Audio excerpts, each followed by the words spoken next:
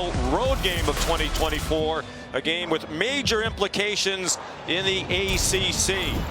Right now, SMU alone at the top. SMU and Miami in the best position to make it to the conference title game in Charlotte. Clemson just 19% coming into today, but they'll be the first in the clubhouse as they finish the regular season conference record today, hoping it will be 7-1. And Greg McElroy, along with Sean McDonough, if they do win today and Miami loses one of the last two, the Tigers would go to Charlotte.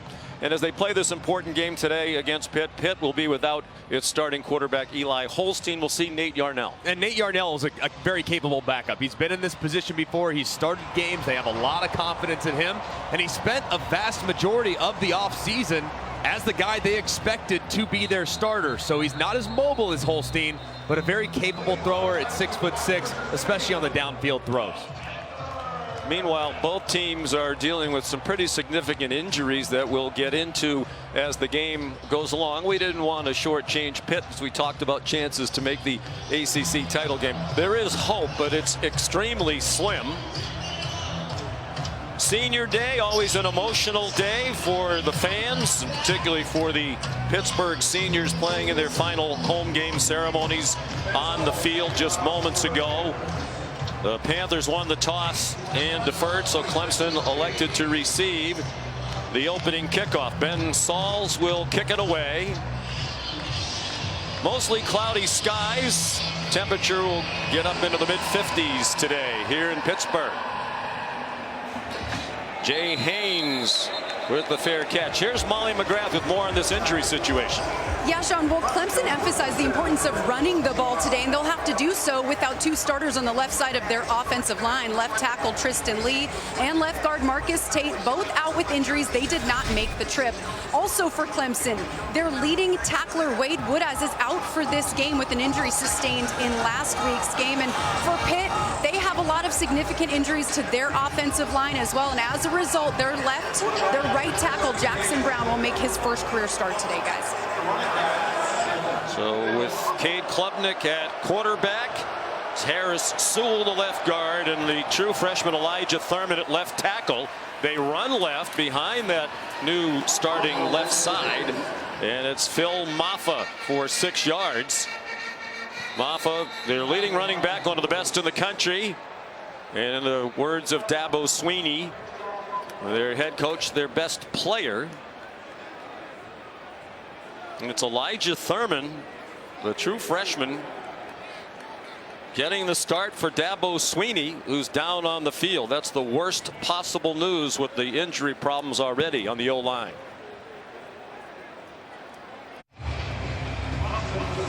Well, that does not look good at all for Clemson. Elijah Thurman getting his first career start. He played most of the game last week. He got rolled up on by Brandon George, the Pittsburgh linebacker, while George was making the tackle.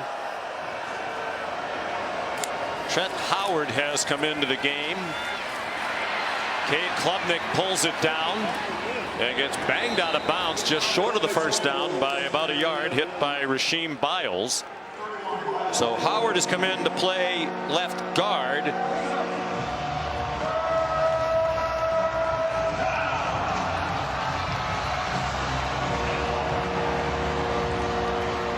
Harris Sewell has moved over to right guard. Walter Parks has moved out to right tackle. There's an offensive line in flux on 3rd down and 1. Maffa for the first down, and they were already short at tackle with Colin Sadler injured, who figured to be in the tackle rotation along the offensive line this year. Yeah, they are very thin along the offensive line, especially a tackle like you referenced, and that will not force Garrett Riley, the offensive coordinator, to adjust from his plan. This is a running football team. They're going to feature Maffa, probably get him 30 touches in the game, and then Klubnik has been a really solid contributor in the run game as well.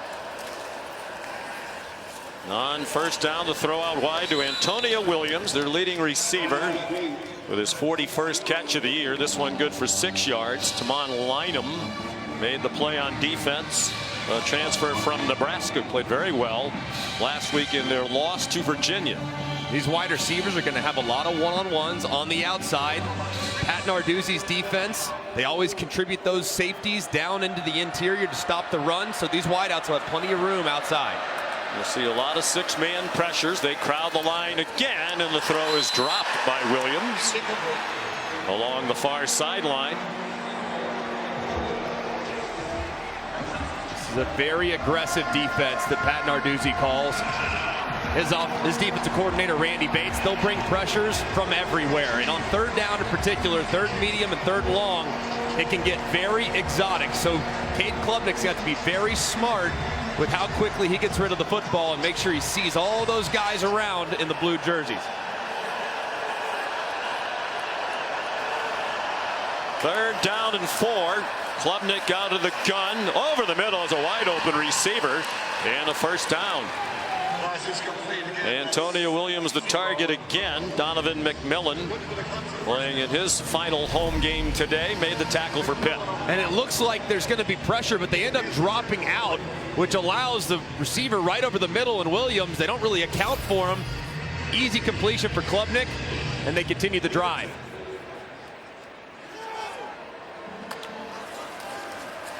Quick throw to Bryant Wesco, the speedy freshman. And he's inside the 44-yard line. Rasheem Biles there again for the Panthers after a 4-yard gain. Very clear that a big point of emphasis for Garrett Riley already in this game. Dabo Swinney's offense, they want to get the ball out of the hands quickly. This is an athletic group, is a proud group when it comes to sacking the opposing quarterback, hitting the opposing quarterback. So don't take unnecessary risk, especially with a shaky offensive line and some youth up front. Play faked him off, and the ball came out of Klubnik's hands.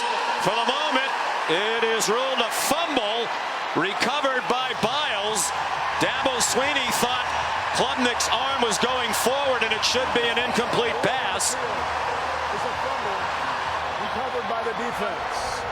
First down. But for the moment, at least, it is a fumble. Stuart Mullins is the referee leading this crew. And let's see, is the ball out? It is right there as Cade Klubnik's getting ready to pull the hand back. It's number 2, Matlack, the transfer from Kansas State, coming around the right side and dislodging that football. Just a terrific pass rush as Clemson tried to go with a little play action, and there was nothing doing. This Pitt defense is ferocious up front. That call is going to stand. Clearly, it was a fumble created by Matlack.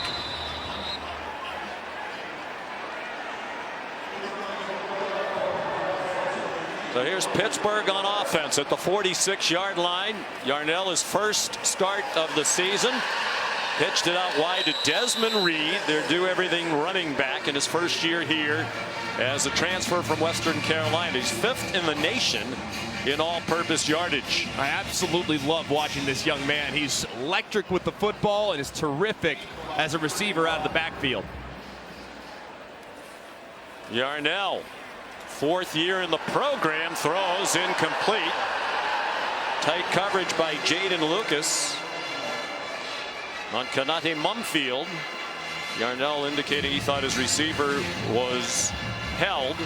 4th year in the program, redshirted in 2021. Was a backup the last 2 years and expected to be the starter this year. But they brought Eli Holstein in out of the transfer portal from Alabama.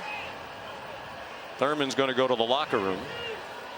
Holstein won the job in the preseason. Yarnell told us yesterday he was devastated when he wasn't the starter. His throw is caught by Reed, but nothing there. R.J. Mickens, the veteran, drops it for a loss of 2. And great defense after the turnover by the Clemson offense. They'll force a 3-and-out for Pitt. Yeah, just a terrific job by Wes Goodwin's defense, the defensive coordinator, getting off the field in sudden change, not allowing that momentum to swell, and giving it back to their offense. Caleb Junko to punt. Antonio Williams, fair catch. Inside the 10-yard line, 45-yard punt. Clemson will start at the 7 when we come back. This is their 4th true road game of the season. They're 3-0 away from Death Valley. That does not include the neutral site game to start the year in Atlanta against the Georgia Bulldogs. Only 12 teams in the country still undefeated on the road. 9 of them in Power 4 conferences. Maffa out near the 9. Raylan Lovelace made the tackle. Maffa started the day just 19 yards away from 1,000 for the season. And that is a major goal Phil talked to us about the other day. Would be the 18th different player to rush for 1,000 in a year for the Tigers. Klubnik under duress. Throws on the run. Caught out near the 30-yard line. First down catch by TJ Moore. That was a great play by Klubnik there. Being able to evade the rush. It's a very active group, a very athletic group along the front. He's going to have to be terrific today, negotiating in the pocket, keeping his eyes downfield, and getting rid of the ball quickly. Klubnik over the middle, caught again. Antonio Williams thrown down at the 49-yard line, and 3 flags are thrown. Philip O'Brien Jr. a little too violent on the tackle, and the 23-yard gain will have 15 added to it at the end. Well, I don't know. I mean, I feel like he lifted him up. He was already going backwards, so it might have looked powerful, but didn't seem like it was egregious. Well, it was. After the play was over, personal foul, unnecessary roughness, defense, number 5, 15-yard penalty, first down. Yeah, I agree with you, right? He's falling backwards. The receiver is still making progress down the field, so O'Brien's still trying to tackle him, right. And he tackled him the best way that he could. I feel like that was just a wrong place at the wrong time, and it results in a big penalty against Pat Narduzzi's defense. Well, clearly we're wrong because 3 officials threw the flag. But today's football, Troy Stellato goes out of bounds with another first down, an 11-yard gain. So this remade offensive line giving Klubnik time, and he's taking advantage of it. 6 out of 7 to start the game for 74 yards. And so far they've really attacked the kind of the flats, the areas 5, 6, 7 yards downfield near the sideline. That's an area that's been vacated by these corners playing in man coverage on the outside. On the delay, Maffa stopped after a 1-yard gain by Jimmy Scott. So already playing without their starting left tackle Tristan Lee and right guard Marcus Tate. They started a new left side for the first play of the game, Elijah Thurman and Sewell. Thurman went out. So Miller moved from right tackle to left. Penn Howard entered the game. Parks moved from right guard to right tackle. Basically 4 positions changed. Only Linthicum stayed in the same place from where they started the game. Quarterback draw. Klubnik, an excellent runner. He lost the football as it was yanked out on the tackle by Brandon George. And where are they going to mark the ball? Looks like they are talking about where to spot it, and they will spot it where the fumble was recovered by Antonio Williams. So Clemson benefits from the fumble, picks up the yardage needed to get the first down. And this is Cade Klubnik last year. Fumbles were a huge problem. He had 10 fumbles last year. He lost 5 of them. Coming into today, just 2 fumbles on the season, lost 0. So far, he's already put the ball on the deck twice now, right there at the end of the run. And Clemson came in having lost 5 turnovers all season long. Maffa trying to turn the corner and cannot. Pulled down politely by Kyle Lewis at the line of scrimmage. Their terrific linebacker, an All-American candidate, 4 interceptions, most in the country among linebackers. Kyle Lewis is excellent. I mean, just an electric player. You'll see him all over the field. Tremendous athleticism, great sideline to sideline speed, and he's going to have an interesting matchup today against the tight end Jake Brenningstool. You can see Lewis, 4 interceptions on the season. He's terrific in coverage, and in this part of the field in particular, he might have to cover the tight end man-to-man who's lined up in the back. Pittsburgh showing pressure. They bring it to the end zone. A beautiful throw. Touchdown, Antonio Williams. Cade Klubnik very sharp to start the game. It's a 14-yard touchdown. And this is a great job. You have a guy that's unblocked off the left-hand side. Watch how Cade Klubnik fakes it to Maffa and then drifts away to buy time. He knows the end man on the line of scrimmage, he's responsible for him. That slight drift away bought him a little more time to find Williams in the back of the end zone on a perfect throw. Fortunate to not lose their second fumble, and they capitalize. Antonio Williams, the touchdown catch, his 7th of the year. They went 93 yards in just 8 plays. 7-0 Clemson on the road in Pittsburgh. Here's today's college football playoff rankings brought to you by Prudential. Oregon will have to pay attention to Wisconsin tonight. Of course, the big game tonight on ABC at 7:30 is Georgia hosting Tennessee. Yeah, massive game. Georgia, playoff game for them, must win. Now, I'm telling you, I think BYU is going to have their hands full tonight against Kansas. Robert Gunn's kickoff is a touchback. Here's Matt Barry. Sean McDonough, Greg McElroy, happy talking to you. AT&T countdown to the CFP National Championship update. First starting with Texas at Arkansas.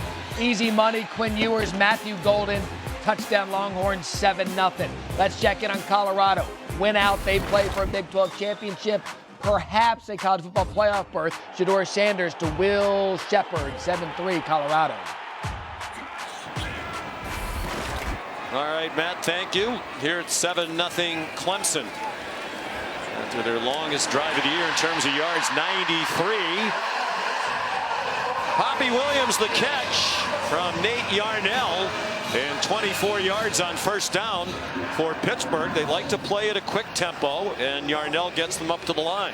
And that was a nice throw, too, and a good call by Cade Bell. Moving the pocket, giving his quarterback a nice, easy completion for a big play. Gavin Bartholomew, the tight end, the motion man. Desmond Reed turns the corner. Desmond Reed down the sideline. And down inside the 10.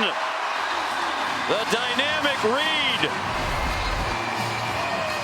And just a great job. Watch number 9 on the left-hand side. Mumfield come in, clean up that safety, and Reed is off to the races. Runs around the corner, and he's got one man to beat. Terrific job sealing it by Mumfield and forcing Jaden Lucas, number 10, to try to make the tackle. He can't, and Reed's out the gate. 43 yards, first and goal, Panthers from the 8. Yarnell. And it's incomplete. Diving attempt by Bartholomew. One of the concerns the coaches have about Yarnell, one of the reasons he did not win the job against Eli Holstein in the preseason, sometimes he tries to do too much. They thought when he was competing for the job over the summer that was the case, and you could see there he was very careful not to force it into traffic in the end zone. Yeah, knows they absolutely cannot lose the turnover battle today, but I'd like to see him run it down here. It's tossed out to Daniel Carter, the 6th-year senior, playing in his final home game. Barrett Carter made the tackle at the 4, a gain of 4. You don't see many 6th-year seniors, all of them in one program. Pat Narduzzi very proud of the fact that they have a great culture here. Their players come to Pittsburgh and they stay, like Yarnell. 4th year in the program, has never been the starter, and yet he has stayed. A lot of times guys just jump in the portal. Timeout Clemson. Yarnell told us yesterday, I came to Pittsburgh to play for Pat Narduzzi, and I love being a part of the great culture we have here. It's important to me to stay with my teammates. I think that's really a great indicator of program health and stability, knowing that you have so many veteran guys, 19 guys that were celebrated today on senior day, and several guys. I mean, how often do you see a guy get named the starter in the spring, beat out in fall camp, and yet stay on the roster to be a great teammate? Just speaks to what they've built here under Pat Narduzzi, and it's a lot to be proud of. That's Cade Bell, the offensive coordinator, in the middle of the picture. In his first year here, came from Western Carolina, where he was the offensive coordinator for his dad, the former professional quarterback, Kerwin Bell. He's done a nice job here. He said, I try to bring an NFL style of offense, but that can execute at a high tempo. Yeah, it's a really fun offense to watch, and might have 2 downs to get it here, depending on how much they gain here on 3rd and 4. Here's the fake to Carter. Bodies get tangled up, and there is a flag. Kenny Johnson went down in the end zone. Pass interference will be the call against Avion Terrell. Pass interference. Defense. Number 20. By rule, the ball will be placed at the 2-yard line with an automatic. First down. And Terrell, it's a tough matchup right here. One-on-one, you see the left hand grabbing the jersey. The progressive pylon cam shows you exactly what the call was as Johnson trying to work away. Terrell has to grab him or else it's a touchdown. So a good penalty nonetheless. First and goal from the 2. Pitt trying to answer the Clemson touchdown. Carter remains the running back. And he's in for a touchdown.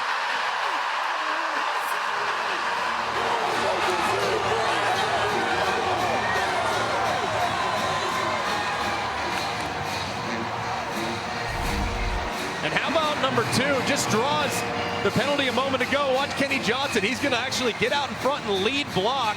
Not often you see a wide receiver leading the running back into the end zone, but he does. Runs right behind the big 200-pound wideout and muscles his way across the goal line. Terrific response from Pitt's offense.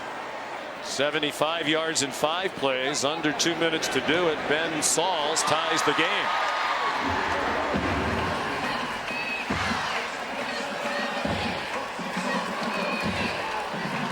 Daniel Carter's 4th rushing touchdown of the season, 5th overall. In his last home game at Acrisure Stadium. The SEC on ABC schedule for the rest of today. Texas and Arkansas going on right now. Then LSU and Florida. And tonight the big one, number 7 Tennessee, number 12 Georgia. We mentioned it briefly. Many were surprised Georgia was number 12 given the tough schedule they played, but with 2 losses, their CFP invitation perhaps hanging by a thread tonight. That's a very good Tennessee team that goes there 8-1 with a leading rusher in the SEC and Dylan Sampson. It's going to be an incredible game tonight. And I'll be curious. I mean, we saw Georgia last week up close and personal, and their offensive line really struggled against that Ole Miss defensive front. Well, Tennessee, they're a lot like Ole Miss on the front defensively, so we'll see if they can block them for Carson Beck. Pitt scores just the 2nd touchdown allowed in the 1st quarter all year by Clemson. The other was by Wake Forest. And Ben Sauls, a very strong leg, will kick off. Over the head of Jay Haynes.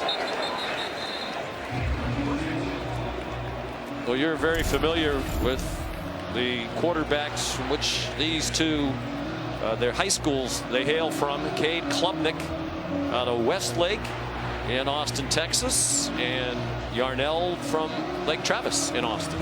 Of course, and Cade coached by the outstanding head coach, Hall of Famer Todd Dodge, and Yarnell taking over for an injured an injured Hudson Card. So didn't play as much at Lake Travis as Klubnik did, but 2 guys that went to rival high schools. I had to jab them though and say not quite as good as South Lake Carroll, but still your alma mater. Klubnik throws, drops by T.J. Moore. Well, Klubnik out of Westlake, help me, Drew Brees, Nick Foles, Sam Ellinger. Yeah. Bunch of good ones. Lake Travis, Garrett Gilbert, Baker Mayfield, among others. Schools about 13 miles apart. They didn't play against each other in high school, right? But they knew each other 7-on-7. It's a small world, that Texas high school quarterback fraternity, man. It's a fun one, and you always have to jab each other. That never ends. Klubnik's now 7 out of 9. Both incompletions have been drop balls. Phil Maffa dropped for a loss. Sean Fitzsimmons led the way for that Pitt defensive front. Defensive coordinator Randy Bates said, we will do whatever it takes to stop the run, completely sell out against the run, and they have so far. And 3rd and long, this is where you see a ton of pressure. Randy Bates will bring the heat when you're in 3rd and long. Said the whole idea is to hit the quarterback as often as they can. They rushed only 4, and it's a diving catch made by Cole Turner, and they give him a nice spot, it appears,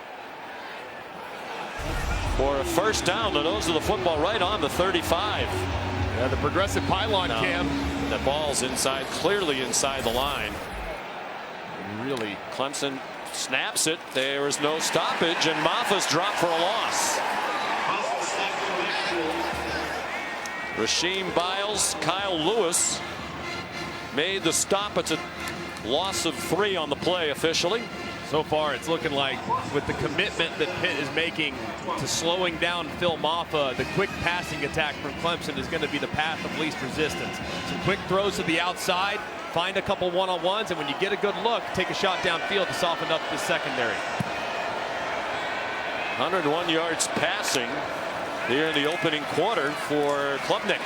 Given plenty of time, throws deep for Brenningstool, and the tight end cannot hang on. With very tight coverage from Javon McIntyre, one of the Pittsburgh safeties. Thought for a second there Brenningstool was going to be able to reel it in, but just out of the grasp. It was really well covered. It's a well-placed ball, and another 3rd and long where they didn't bring pressure last time. This time, let's see if they do. They blitz on more than 55% of the snaps on 3rd and 11 plus. They rushed only 4 on the last 3rd down. Looking like they're going to bring 6, as they so often do. They do. Klubnik cannot get away. Got across the line of scrimmage, but then taken down by Rasheem Biles, and Clemson will punt. That's just a great job by Pitt's defense. Really helpful as a defensive coordinator to know, hey, you can call pressure, and yet your guys will be disciplined enough to not over pursue the quarterback. So as soon as Klubnik took off, Biles was there to drop him for a short gain. Aiden Swanson, the 24-year-old punter, his 6th year at Clemson, his 45th career game. Desmond Reed, dangerous punt returners, brought one back for a touchdown this year. Plays it on a bounce and gets taken down immediately, but a good decision by Reed to play it because it would have bounced down toward the goal line. Well, Sean, Dabo Swinney just gave an impassioned speech to his defense on the sideline. He said, we've got to earn the right to rush the passer by stopping the run. He pointed to Desmond Reed's explosive run on that touchdown drive, said he's just one guy. He's running all over you. Stop him and fix it. So Swinney really frustrated with Reed's production early. Easier said than done. He is something special, man. Undersized, but my goodness, this is pound for pound one of the best players in the country. They list him at 5'8". He's probably 5'6". Yarnell got hit as he dumped it off to Jake Overman, the tight end. Good for 11 yards and a first down, his 13th catch of the year. Great job by Yarnell, too. Watch him adjust his arm angle right there. A little sidearm. Throws it a little bit behind him, but Overman's able to reel it in for a nice completion. Great adjustment on the arm angle there from Yarnell. As he got hit by T.J. Parker. Yarnell in the flat. Reed with fellow number 0, and Barrett Carter took him to the grass. After a loss of 6, big play by Carter. Well, that makes it simple, and when you're a man coverage, hey, I'll take 0, you take 0, we'll just figure it out. Is Wes Goodwin. A lot of man coverage called, and a very aggressive group in his own right. He'll ramp up the pressure, too, against a relatively inexperienced quarterback as far as starts made is concerned. 2nd and 16. The fake to Reed. Now they check it down to Reed with some running room. Taken out of bounds by Avion Terrell. Reed started the last 2 years at Western Carolina. Cade Bell was the offensive coordinator there. We talked to Cade Bell yesterday. Said, did Reed come along with you? He said, no, he was actually in the transfer portal for a couple of weeks before I got hired here at Pitt. Matter of fact, Reed was on a visit to Coastal Carolina when he got a call from Cade Bell. Told him, hey, I'm going to Pitt, so don't make any commitments anywhere else. He stays in the block, and the pass is off the hands of Mumfield. And Pitt will punt on 4th down and 7. Just a little off the mark there, and Cade Bell does a good job going over and talking to his quarterback, Nate Yarnell. He had a guy open. Mumfield was there on the shallow cross, and he's just a little bit too far out in front for the quarterback. Caleb Junko will punt again. Antonio Williams, fair catch, 26-yard line. 43-yard punt, no return. Of course, Acrisure Stadium off campus, but still good turnout in the Pitt Taco Bell Live Más student section. All season long, student sections across the country competing to be the Taco Bell Live Más student section of the year. Download the Taco Bell app to learn more. Last home game for Pitt, they got out to a great 7-0 start, their best since 1982, which was Dan Marino's final year as the quarterback of the Panthers. But injuries on their offensive line, a one-sided loss at SMU, then a surprising loss here last week to UVA, and they come in at 7-2. As does Clemson. On target, Klubnik to Wesco for a gain of 12 and another Tigers first down. This is a really good Pitt football team. I mean, I know that the last 2 weeks, last week in particular, not emblematic of how their season's gone. They are excellent on defense, and the offense under Cade Bell has really taken off and found some rhythm at times. Williams in trouble and dropped for a loss. Brittingstool was out there trying to block for him, but could not. And a nice play by Braylon Lovelace for a 3-yard loss for Clemson. Dabo Sweeney's offense, at some point, they're playing a lot of sideline to sideline, which is fine. But against Pitt, they're going to just dare you to try them downfield. They're going to be in situations where their corners are in one-on-ones with wide receivers, and you got to throw it over their head and be aggressive. You mentioned the blitz numbers. Pitt blitzes 44% of the time on all downs. That's most in Power 4 conference football.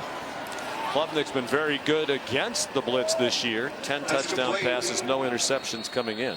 TJ Moore the catch for a first down on the final play of the quarter. Randy Bates said that doesn't matter. We just are going to hit them no matter what the track record is. Coach, you said your goal was to stop the run. What do you want to continue to see from your defense here? We got to make plays in the passing game as well. You know, we've been out of place a little bit. Guys settle down in the second quarter. We should be okay. All right, thanks, Coach. Thanks. 7-7, Clemson on the move as they snap it for the first play of the second quarter. Klubnik takes off running, trying to stiff arm the would-be tackler, and he could not get away from Kyle Lewis. And Klubnik surrounded on the Pitt sideline by a lot of people over there woofing at him as he got taken out of bounds for a 3-yard loss, and it'll bring on a punt. Man, this Pitt defense is so athletic. Lewis right there. I mean, Klubnik can run, but the way he was able to chase him down and close that space immediately to force the punt was very impressive.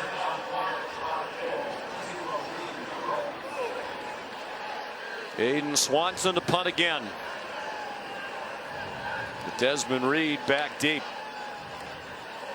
Reed brought one back 78 yards for a touchdown in the opener against Kent State. He makes a fair catch of a 40-yard punt.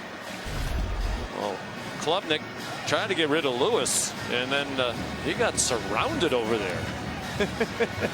It's not fun going to the opposite sideline as a quarterback. I mean, it's just so unfriendly. Where's my offensive line? I just need to stand behind those guys. But Klubnik's off to a nice start with the underneath stuff, but at some point they're going to have to open things up downfield. So much improved over a year ago. His second season as the Clemson starter. Nate Yarnell in his first start of the season handed it off. Daniel Carter rumbles for a first down. Out to the 31-yard line. Gain of 12. Sammy Brown made the tackle. Carter comes off with his left arm dangling. Hopefully Carter will be okay. I mean, Reed is their bell cow for sure, but Carter big and physical at 220 pounds, and against a big physical defense, he might be the back to get a little more work. And Clemson playing without its leading tackler, the linebacker Wade Woodaz. Quick throw and a catch by Raphael Williams Jr., better known as Poppy.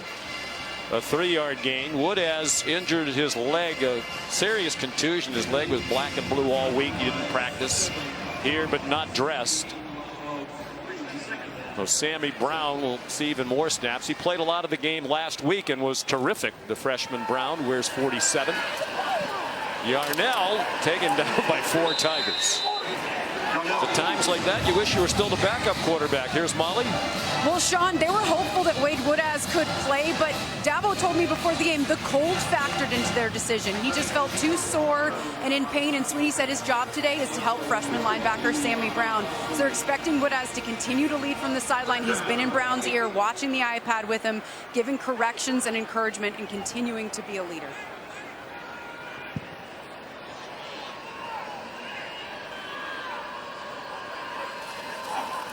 On 3rd down and 8, Yarnell sidestepped the rush.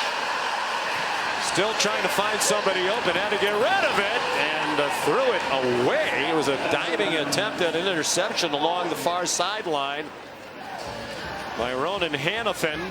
It was Sammy Brown who forced the throw. And that's a pretty good guy to have step in. Sammy Brown, the high school Butkus Award winner, is the best high school linebacker in the country last year at Jefferson High School, Commerce, Georgia, near Athens. A guy that's only played 170 some odd snaps this year and yet leads the team in tackles for loss with nearly 10. Caleb Junko again. Antonio Williams another fair catch at the 25-yard line. 42-yard boot. Still tied at 7. We're early in the second quarter here in Pittsburgh. The new 12-team college football playoff begins with the first round December 20th and 21st. Back in Pittsburgh, here's today's player spotlight brought to you by Old Spice. We talked about the improvement over last season to this season for Cade Klubnik, and the numbers demonstrate that. Already 6 more passing touchdowns than he had in 13 games last year. This is game 10 this year. His touchdown pass today is 25th of the year, and that is 3rd in the country. Cameron Ward of Miami 32. Chandler Morris of North Texas threw his 27th last night. 2-yard gain for Phil Maffa. They know Pittsburgh sells out to stop the run, so they said, okay, we're going to throw the ball a lot. With Garrett Riley calling the plays. So far, they've been really good on some of the intermediate throws, inside of 10 yards or so, but at some point against press coverage, you got to try some things downfield. And he's running out of time. Hit as he throws it down the field, and Wesco makes the catch. Donovan McMillan made the tackle right on Greg McElroy's cue. They throw it deep for a 45-yard gain. And this is a route that has been run against Pat Narduzzi forever and ever and ever. I threw a touchdown on 2. It's a little grab by the inside receiver with a post over the top. Perfect throw and execution. Klubnik got hit as he throws deep again for a touchdown. Antonio Williams. He was wide open for a 28-yard score. His 2nd touchdown of the game.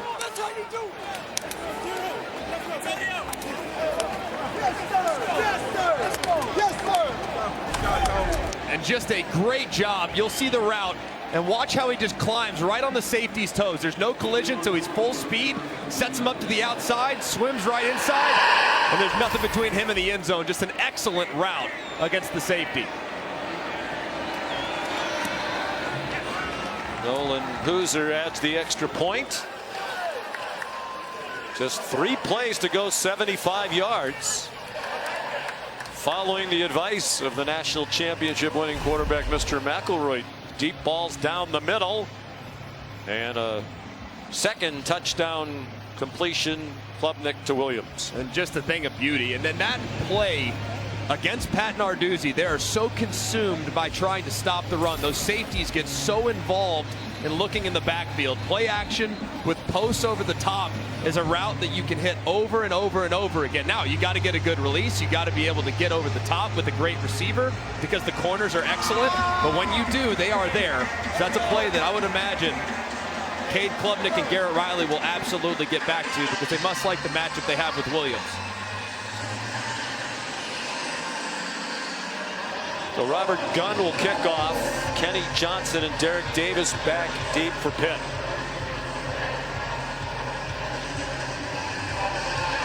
Gunn usually a touchback kicker. This is a line drive kick that goes out of bounds.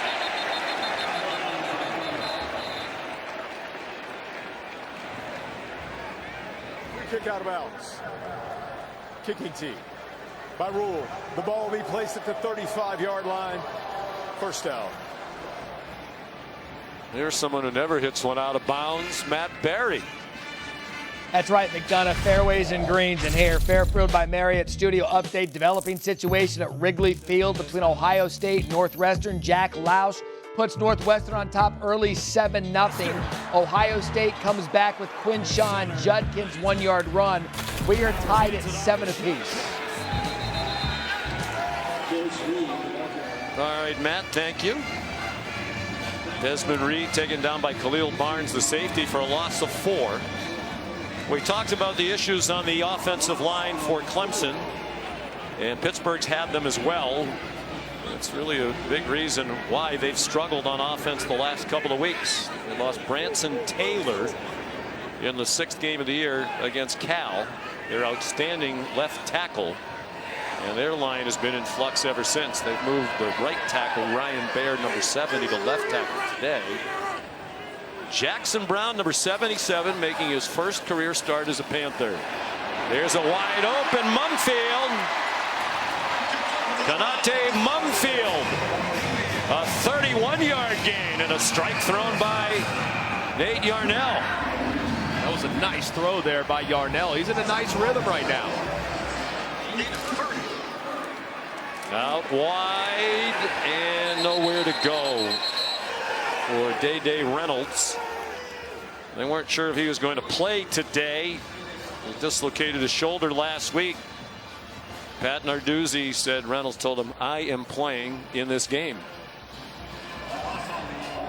Of course, Clemson being kind of the alpha dog program in the ACC for the better part of the last decade. This is one that everybody has circled in the ACC. So Pat Narduzzi and his players understanding the opportunity at hand. Now, they haven't played a lot, but they've had some memorable games. It's the 6th meeting all time. The 5th since they've been fellow members of the ACC. Yarnell taken down from behind. Cade Denhoff with his first sack of the season for Wes Goodwin. That was a big sack, too, because with the strong leg of Ben Sauls, they were inside a field goal range. Now they might not be. So Cade Bell probably thinking at this point, how do I make this field goal more manageable? You can hand it off. You absolutely cannot take a sack. These have been the 2 biggest sack teams in the country since 2019. Pitt with more than any other program in that time, and Clemson number 2 nationally.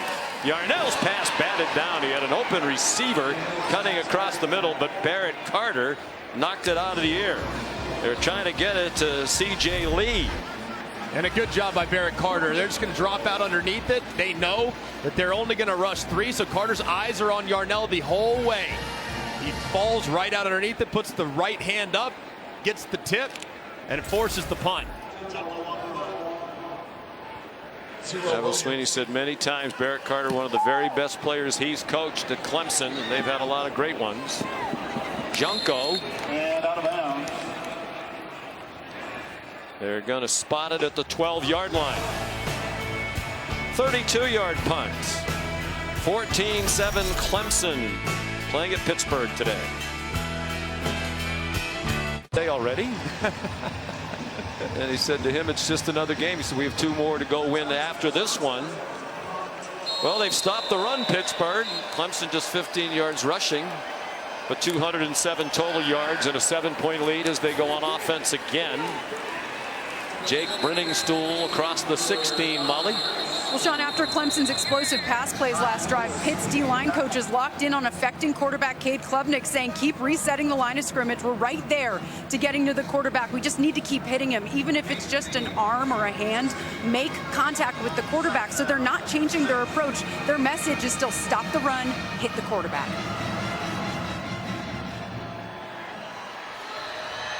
And that message is never going to change. As long as Pat Narduzzi's the coach, they go deep again. Williams was breaking free, and the ball was just a bit too long for him.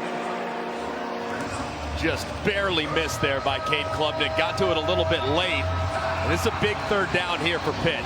You flip the field, you're able to kick it down hope your defense can make a play and get off and get you the ball back around midfield. So big play here for Pitt's defense. Let's see if they bring pressure. I think they're going to play coverage here and just kind of read Cade Klubnik's eyes. Clemson 3 out of 5 on third down, converted on their first 3.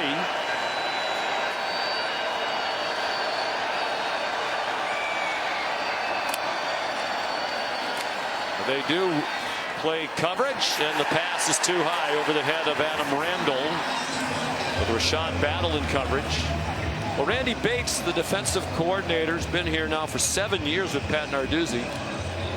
He said yesterday, Greg, if you're not hitting the quarterback, you're wasting your time bringing all these pressures. And they really haven't even made that much contact with Klubnik. No, they haven't. And they had a really nice rush early that forced the sack fumble. But other than that, they really haven't gotten home. So they're going to probably have to ramp things up by bringing those linebackers, because right now the pass rush just isn't winning against an offensive line that's been kind of remade with a couple injuries.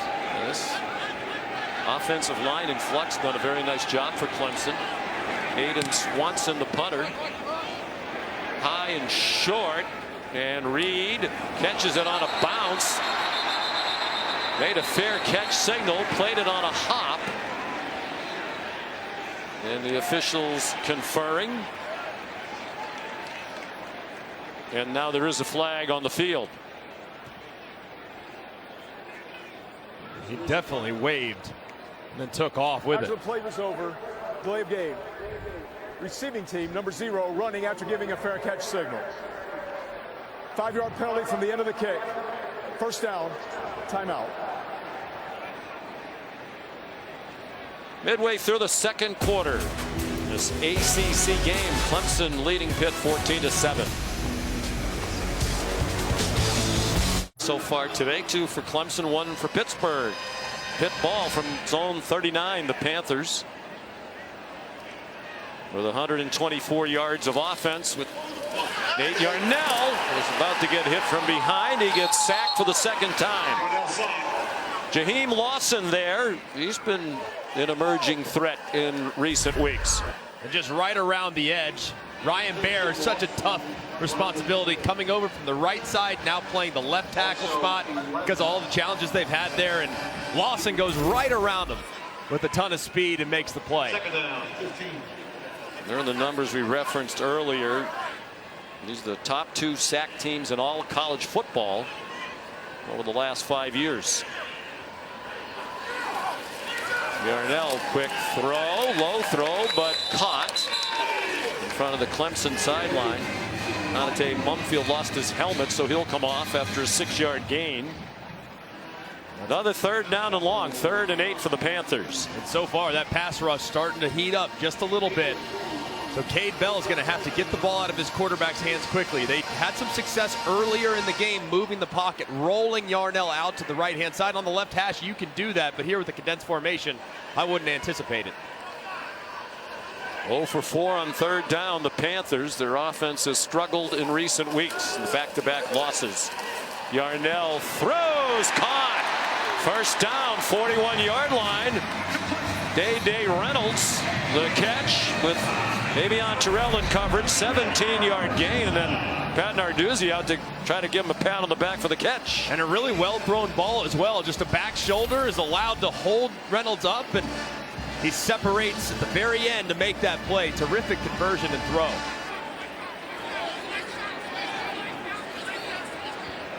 Yarnell 10 out of 15 for 91 yards. Breaking free, Carter, Daniel Carter, tough run inside the 30. Ronan Hannafin made the tackle. And there's an injured Pitt Panther on the play. And it's Carter grabbing at his leg. Earlier he went off with his arm dangling.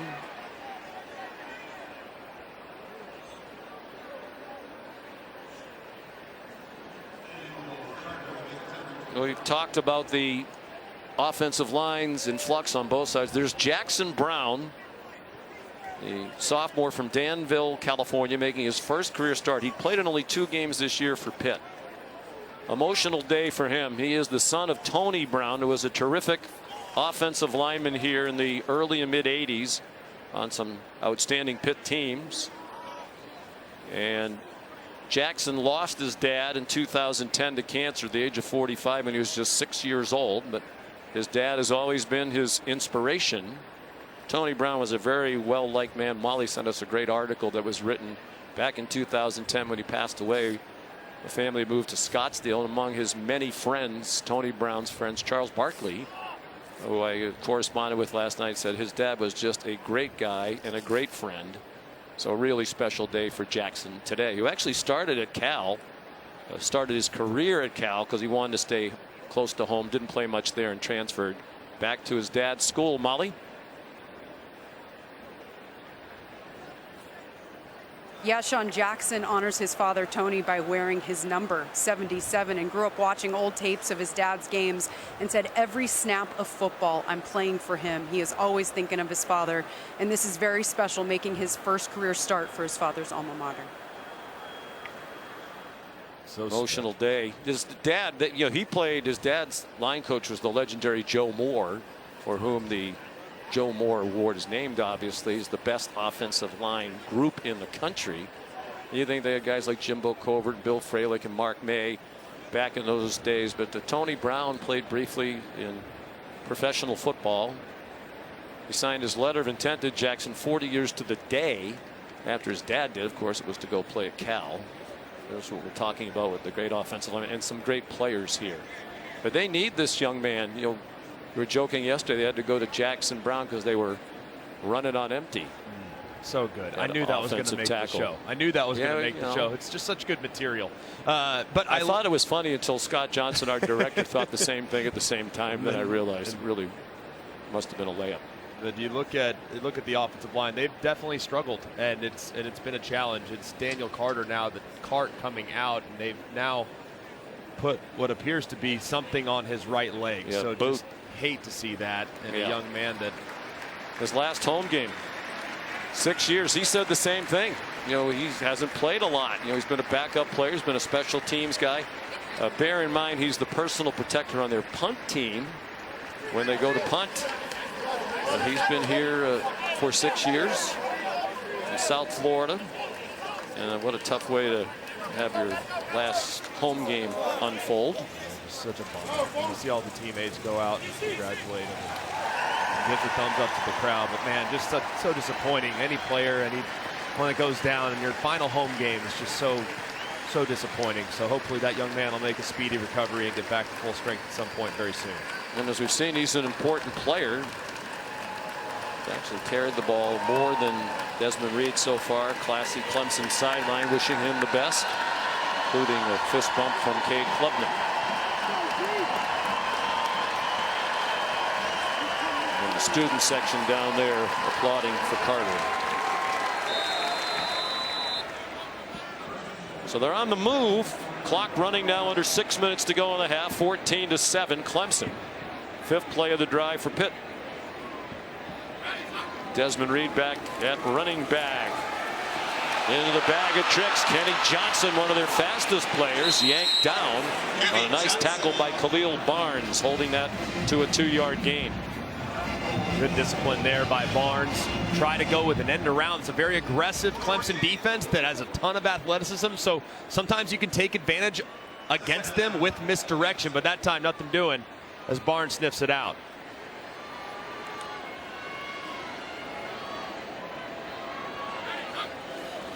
Here's a Clemson blitz. Yarnell had to pull it back down. Throws. There's a flag down. He threw it right into the hands of Sammy Brown, who couldn't hold on. They had Yarnell around the ankles. They still managed to get it off, but the freshman Brown couldn't hang on to what would have been an interception. Holding. Offense. Number 77. 10-yard penalty. Second down.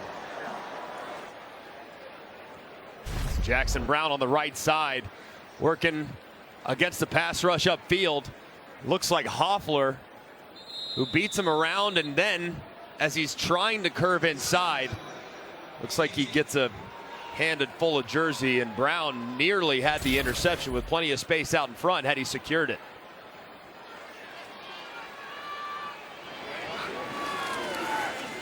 Quick screen. Desmond Reed slipped on the catch. Got a 1-yard gain. They are in field goal range.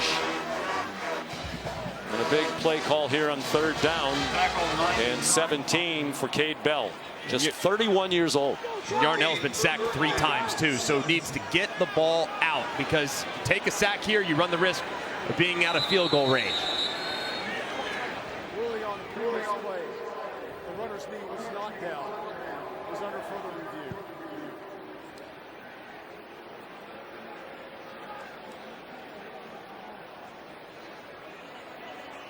Dabo Sweeney wants to know why his knee was down, why they had stopped it. I'm not sure they're going to move the ball very far. The knee down back at the 41. It's been determined that the runner's knee was down at about the 41-yard line. 3rd down. And so good catch by the replay booth. Quick replay process too. I like that as well. It was pretty clear on the replay. Right. But now it's fringe field goal range for Sauls. He has made a 58-yarder. That's about what this would be. His 58-yarder earlier this year tied Alex Kessman's school record. Earlier they dropped back pass and Barrett Carter tipped it. This time let's see if Wes Goodwin decides to bring pressure, see if they can't knock them out of field goal range with the sack. But it looks like pressure was called. Now they'll check to it because of the formation the Panthers were in. 3 receivers to Yarnell's right. Reed's in the flat. Yarnell throws and is broken up off the hands of Kenny Johnson, but he couldn't hang on in traffic. Good throw by Yarnell. There were 2 Pittsburgh receivers very close together. And that was a great throw by Yarnell. It's going to be a bang-bang play. You know you're going to get hit hard, and Johnson just drops it. It would have been a tough catch. Knows he's going to get hit, but drops really hurt this team last week, and there, the drop leads to the field goal. And they've had more drops and more offensive penalties the previous 2 games than any team in the country. Here's Ben Sauls, made one from 57 and 58 this year. This is 59 to break his own school record. Long enough, but no good. Wide to the right.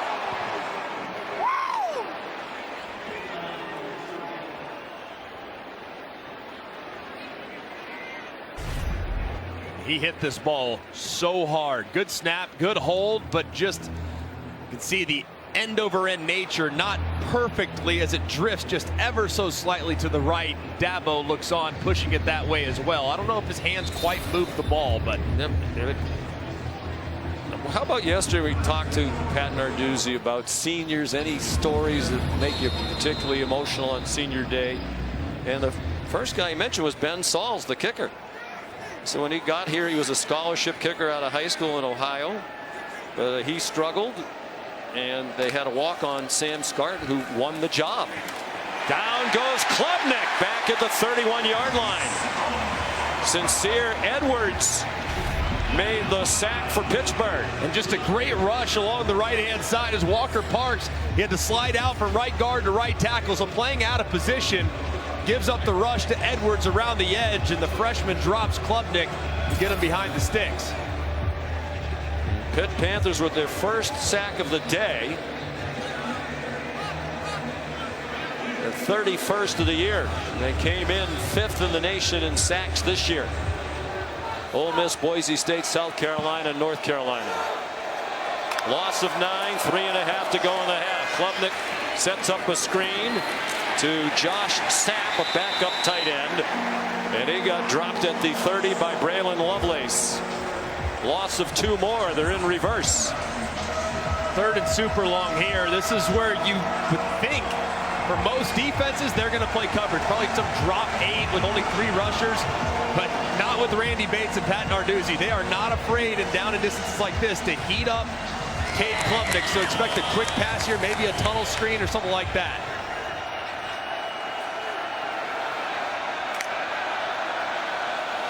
Flag down. There was movement along the line of scrimmage. It's intercepted and dropped into the hands of Donovan McMillan, and it came out as he hit the ground. There was movement at the line of scrimmage. Offside. Defense. Number 49. 5-yard penalty. Repeat third down.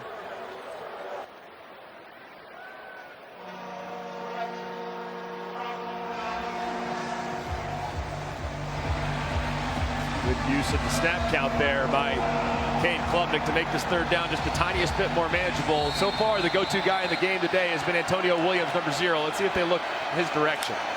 And Pittsburgh's offside again. Free play again for Klubnik on the run. And incomplete, intended for Wesco with some very handsy coverage. Rylan Gandy had the coverage. Looked like Key Thompson was offside. Defense. Number 38. 5-yard penalty. Replay third down. Well, they've been killing themselves with penalties in recent weeks, most of them on the offense. That's back-to-back penalties against the defense, and very careless. Just can't do it. I mean, now, 3rd and 11, your percentages are significantly higher than 3rd and 21 of converting. So I would anticipate pressure here from Randy Bates, which means if I'm Clemson, I'm thinking some type of max protect, or I'm looking in this direction. Number 0, he's your go-to guy, Williams. They're offside again, and unabated to the quarterback, so they blow it dead.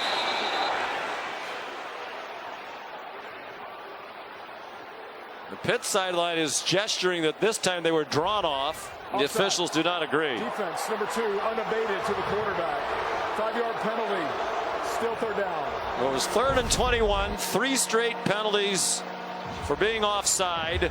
And now it's 3rd and 6. And you see Cade Klubnik clap. That's the snap count that they're using. But the center, Ryan Linthicum, he has the freedom to hold it just ever so slightly if he wants to. And if he feels like that defense is on their toes, he can hang on to it. That's now 3 in a row in which they've caught Pittsburgh in the neutral zone. Surely they won't jump again, right? Surely you can't be serious. Don't call me Shirley. Here comes pressure, and Klubnik's pass incomplete. He had to throw it quickly. Randy Bates had his goal met by his defenders. They did get a hit on Klubnik.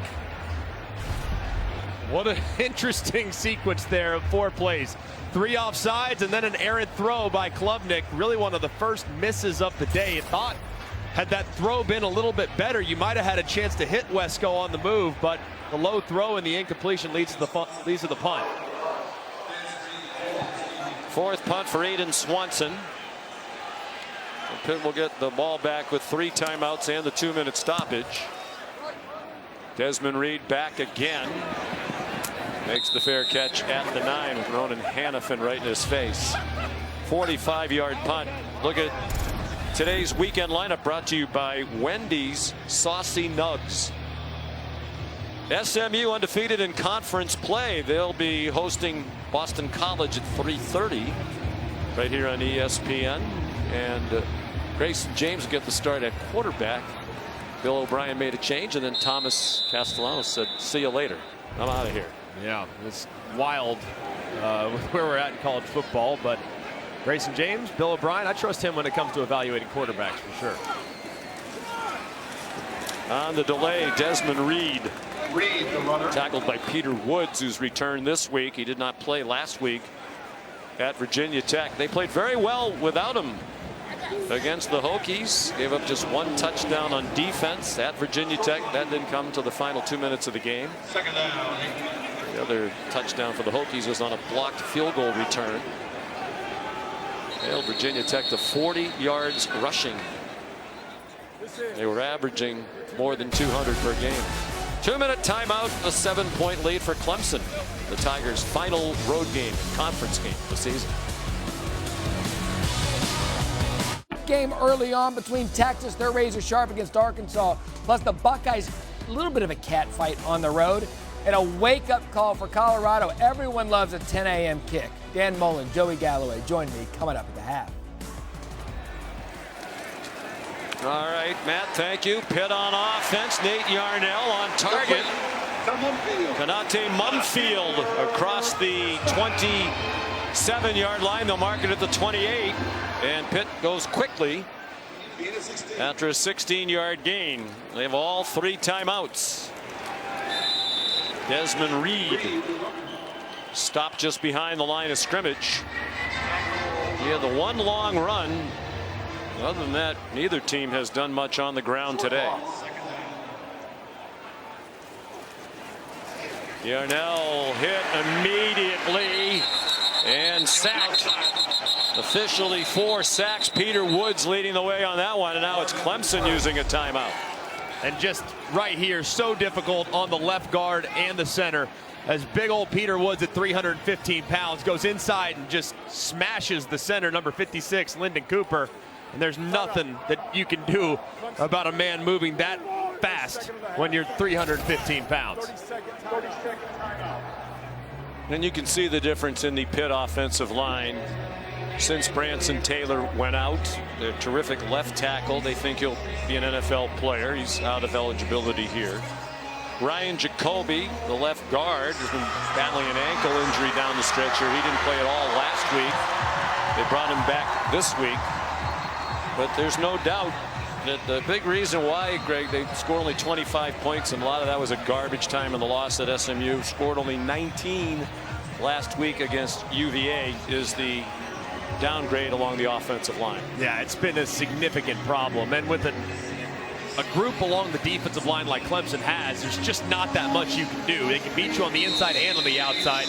Now, Pitt's trying to find answers. I mean, they're moving guys in and out of the lineup. They're moving right tackle to left, starting a new right tackle. So they're trying everything, but it's a tough task to block these Clemson Tigers. And so far, they've had some struggles. 5 carries, 43 for Desmond Reed, but he had 43 on 1 carry. The other 4 have gone for a total of 0. Yarnell, Mumfield dropped the ball. Flags down behind the play. I think they roughed the passer.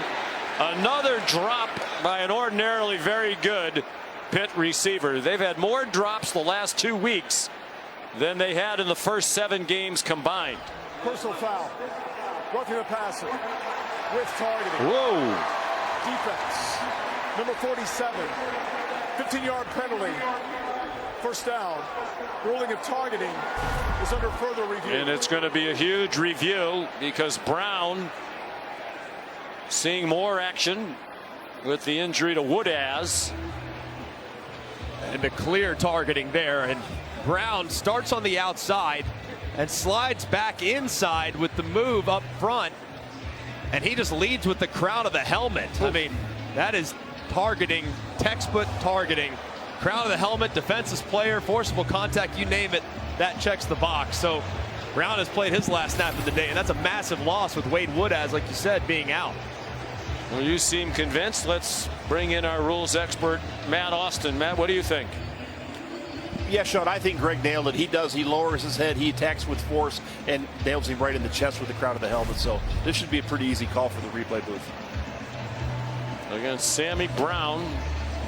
Came in with 9 tackles for a loss this season, despite the fact that he hasn't played many snaps. That number led all freshmen in the country. Very highly recruited player, number 13 overall in any position. The ruling of targeting is confirmed. Number 47 is disqualified. Now where did it go? No Wade Woodaz and now no Sammy Brown. So athletic. Sammy Brown ran a 10.7. 100 meters in high school. D. Creighton comes in, a freshman from Alpharetta, Georgia, wearing number 22. He's had 8 tackles all season long. So Creighton in now, and that's significant. Hasn't had a ton of playing time this year, especially in meaningful minutes. But Kobe McLeod hurt earlier in the year. Woodaz out. That's linebacker group got very thin very quickly. And the penalty brings the ball to the 36. Still all 3 timeouts for Pitt. 1:20 in the half. Catch made by Poppy Williams. He got 8. Yarnell gets them up to the line quickly. 13 out of 19 now for 111. They bring a blitz and he throws before Poppy Williams was expecting it. But he had to get rid of it or he would have got planted again. think that Yarnell's just a less mobile option than Holstein. So defending this Pitt offense with Yarnell in there is very different than defending it with Holstein. Holstein has that mobility aspect of it. So Wes Goodwin, the defense coordinator, he knows that his defensive linemen, they can take off because the threat of the quarterback run really isn't there. Tigers crowd the line again, and they drop Desmond Reed for a loss. R.J. Mickens. Dabo Sweeney and Wes Goodwin told us playing as well as he ever has, and he's been there for a long time. This is his 57th career game. And there's an injured offensive lineman. It's Ryan Jacoby, who, as we said, been in and out lately. Out for the entire game last week with an ankle injury he's tried to fight through. Just got injured against Cal and has been trying so hard to get back, but really hasn't been at 100%. They had hoped that since he missed last week, gave him last week off, he'd be able to come back for the stretch run, but see him down here and in some pain has got to be a little concerning for Pat Narduzzi and his staff. Therefore, Clemson is not charged. Timeout. We still have one timeout remaining. Don't want to interrupt the referee Stuart Mullins, but you did see that aerial coverage was provided by Goodyear. Road tested and game ready. Are you ready for the road Goodyear? More driven. Love the aerial shots whenever we come to Pittsburgh. The downtown is spectacular along the rivers. When you come through the Fort Pitt Tunnel and all of a sudden there's the skyline right in front of you. It is gorgeous. It's a great town. It really is. Great people here. And there's the skyline. Thank you, Scott Johnson and Phil Bean, leading our great crew today. Big weekend here as well. The Steelers will host a big home game here tomorrow against the Baltimore Ravens. Fifth punt for Caleb Junko. Antonio Williams on the run. It's been a good punt cover team all year long. They limited that one to 8 yards. So Pitt says we want to stop the run, and they have. And but they're trailing. But it looks like they're settling in a little bit now against the pass. Yeah, they are. And really this game, I think in the second half, we're going to see this Clemson offense be a little more aggressive on some downfield throws because of the commitment that we've seen from Pitt to stopping the run and being aggressive and trying to pursue Cade Klubnik. There are some opportunities behind the defense, behind the safeties. So I'd anticipate them trying to hit those spots in the second half.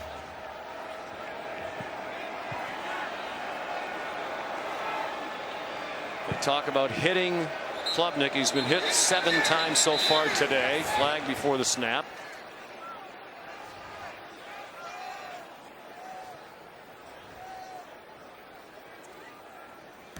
Full start. Offense. Number 53. 5-yard penalty. First down. Well, if the officials look like they haven't shaved, it's because they haven't. Stuart Mullins and this crew participating in No Shave November, and they're doing it for charity. Good for them. These officials, every member of this crew, donating portions of their pay for every game in November to pancreatic cancer research.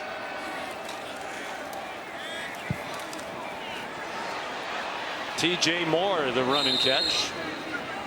So that means we're not going to be critical of the officials today, at least for another 3 or 4 plays. They have a very hard job and they do it exceptionally well. 9-yard gain for Moore. And a lot of good guys too. When you get a chance to talk to officials, Matt Austin excluded, of course, they're generally a good bunch of guys. They are. Really care about the game and feel like they're giving back to the game when they're out there on the field. So I always appreciate their contributions. And Matt, of course, is the best. And Klubnik goes down. Kyle Lewis there again. 4 sacks now for Pitt.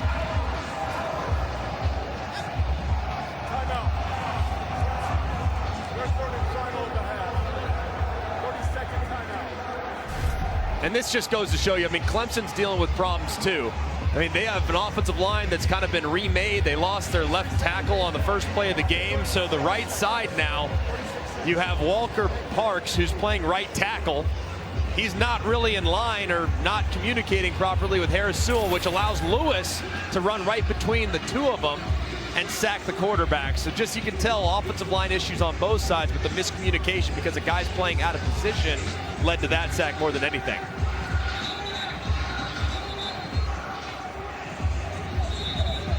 Now I know that Clemson knows that Pittsburgh's going to stop the run. That's always their first priority. But so you have to mix in the run every now and then. I mean, Phil Maffa is in the witness protection program right now, and he's their best player according to Dabo Swinney. Yeah, I mean, I think at some point, maybe not in a 2-minute drill situation, but in the second half, you have to stay committed to it because Phil Maffa at 230 pounds, he's going to get better as the game goes along. And any game that he doesn't have 20-plus carries is a game that you probably didn't execute the plan correctly. Klubnik throws, caught, and lunging for the first down is Antonio Williams. Huge play. He had Cruz Brookins right on his back, but Williams got 11, and he's had a huge first half, including both touchdowns. Maffa remains the running back. They throw it to him by the sideline. He scampers out of bounds at the 42. So 26 seconds. Clemson out of timeouts, and they've had trouble with field goal kicking. Nolan Hooser has a strong leg, but he hasn't made one longer than 38 yards this year. They've had problems with field goals being blocked. 5 of them.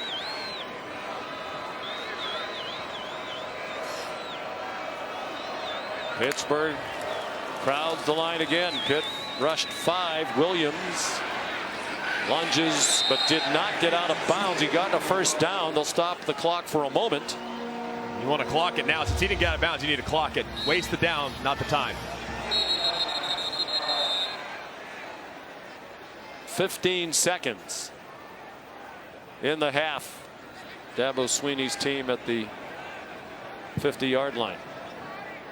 You need to be real mindful of how you execute here. Obviously, Cade Klubnik knows a sack kills the drive. Anything tackled short of the sticks kills the drive. With no timeouts, you have to work the sideline, or anything that you work in the middle of the field has to be beyond 10 yards because the first down obviously will stop on the ready for the clock will start on the ready for play, but will stop initially after the first down.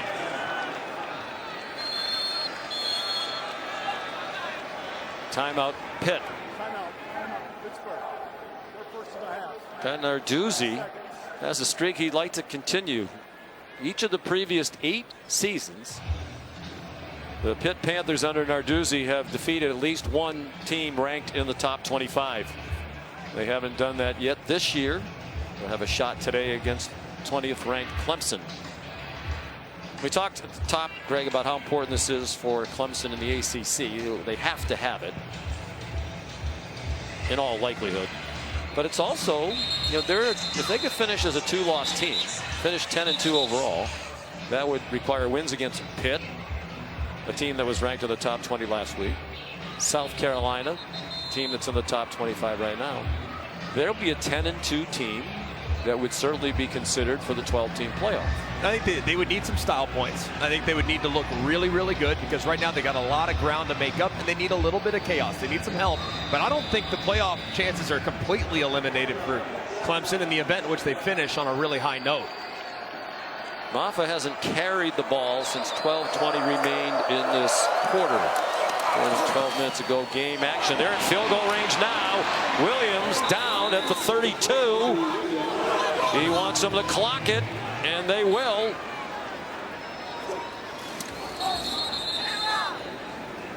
And here comes the field goal team.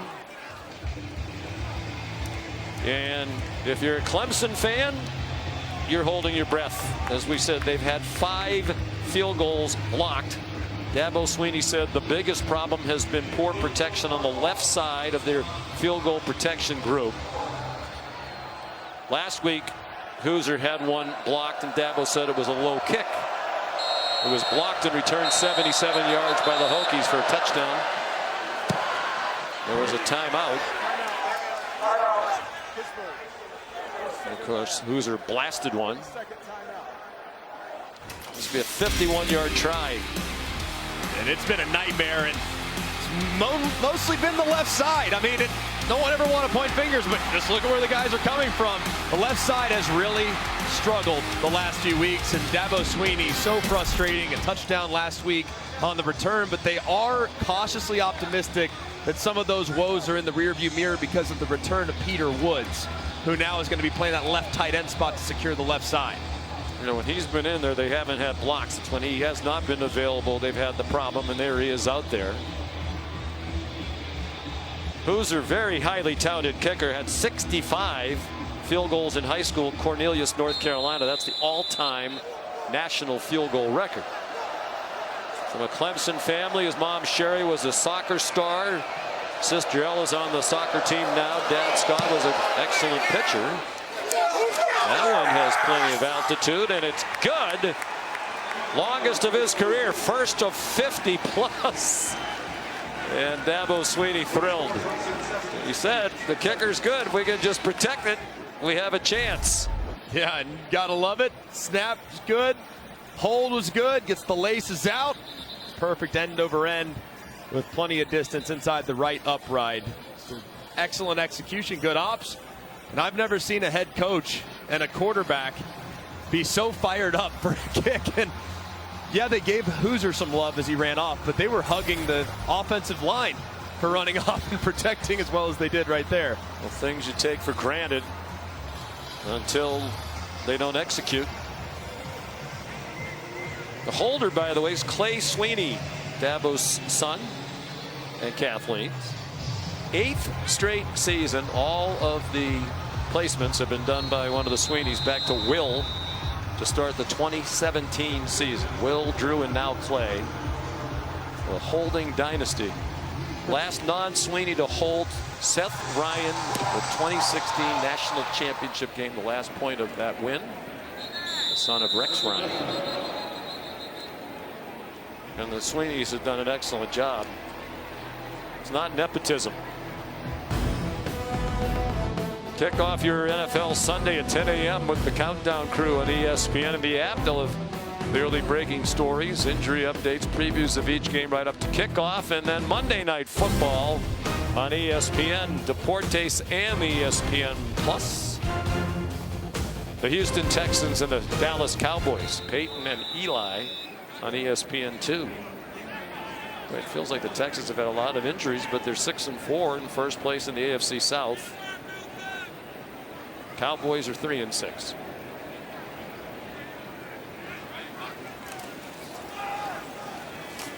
Likely the last play of the half. Desmond Reed goes out of bounds with a 3-yard gain. Pitt will get the second half kickoff. Clemson had 244 total yards against Pat Narduzzi's defense. His defense held the Tigers to 2 rushing yards, but they had 242 through the air. Here's Molly. Coach, how did your offensive line hold up without left tackle Elijah Thurman? About as good as we could hope for. I mean, I think we got beat one time around the edge, but you know, pretty good. They bring a ton of pressure. We got what we got, and we just got to give what we got, and that's the main thing. So, hey, we got a 10-point lead. Honestly, we missed a couple of big plays. Had a shot with Brenny, and then we missed Antonio one time. But hey, great drive right there. And how about our field goal team coming through, getting some points right there? Defense had the one big drive. They got loose on the stretch zone, but you know, we got to settle in. It's a long way to go, but hey, I'm proud of them at this point. Really quick, will Thurman return in the game? Say that again? Will Thurman return in this game? No, he's out. Unfortunately, he's probably going to be done for the year. Unbelievable. First play. But you know, hey, you know, we all got challenges, and we got to accept the challenge, and I'm proud of what those guys did. You know, going in there, Trent going in there, Walker bumping out at tackle, and play distance. He was a freshman. Early sophomore, so long way to go, but hey, I'm proud of him for competing. And then Sammy Brown, that's a tough call. That's a tough call right there. So we got D. Creighton's got to step up. Thank you, Coach. Okay, thank you. God bless Dabo. Never in a big hurry to run off. Always gives a thoughtful answer. His team up by 10. We'll send you to the studio for the Avocados from Mexico halftime report with Matt Barry. It's final road game of this season, their final regular season ACC conference game, leading 17-7, when they really have to have with an eye toward trying to make it back to the ACC championship game. Sean McDonough, Greg McElroy. Greg, it feels to me like Pittsburgh's in trouble here. You know, just 7 points, remade offensive line that's really struggling again today. New quarterback, more of the same in terms of drop balls. It's hard to imagine how they're going to find some offense, but they have to. They have to. And then I think right now, Clemson is just harassing this offensive line. I mean, they are bringing pressure on the edges. They're bringing it up the middle. And they really haven't allowed a whole lot of space for Desmond Reed, their best offensive weapon. So they got to find some creative ways to get Desmond Reed the ball, their running back, and then they got to get the ball out of Nate Yarnell's hands a little bit faster in the passing game. Pitt will get the ball first. Robert Gunn kicks off. Kenny Johnson, no chance for return. Here's Molly McGrath. Well, Pitt head coach Pat Narduzzi confirmed that left guard Ryan Jacoby is out for the rest of the game. Running back Daniel Carter will also not return with injury. And Narduzzi was really frustrated with their offensive line and their protection in the first half, saying they need to protect better. But also, Nate Yarnell needs to trust his receivers a little bit better and make some big plays in the passing game. Narduzzi addressed those receivers' drop balls in the first half, challenged their skilled players. Big-time players make big-time plays. Now is the time to do that, guys. Yarnell was 13 for 20 in the first half. They give him an easy throw, a screen, trying to get Reed involved. There he goes, down the sideline and out near midfield. They're going to spot him at the 47-yard line, a gain of 22. I love the play call from Cade Bell. First play of the second half. How do you slow down this pass rush? Screens and draws. They start with a screen. It's a nice play to start the second half. Jason Collier Jr., 60-year senior, who's replaced Jacoby at left guard. Number 50. There's Reed again. That's their chance to answer the question we addressed the on-camera moment ago, Greg. Desmond Reed. And now he's slow to get up.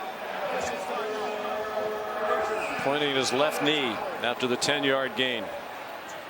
We've already lost his backup, Daniel Carter, who was carted off the field in the first half. That's potentially significant, too. I mean, if Reed is at all limited, that really hampers what this offense can become. He's so dynamic, not just as a running back, but as a pass catcher out of the backfield and in the return game. So definitely a big sigh of relief on the Pitt sideline, seeing him walk off under his own power.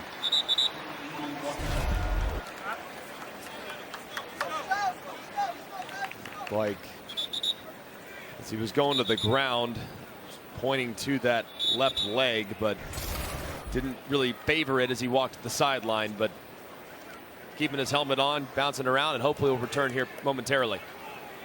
Derek Davis Jr. is now the running back. He has just 17 carries all year. Redshirt junior from right here in Pittsburgh.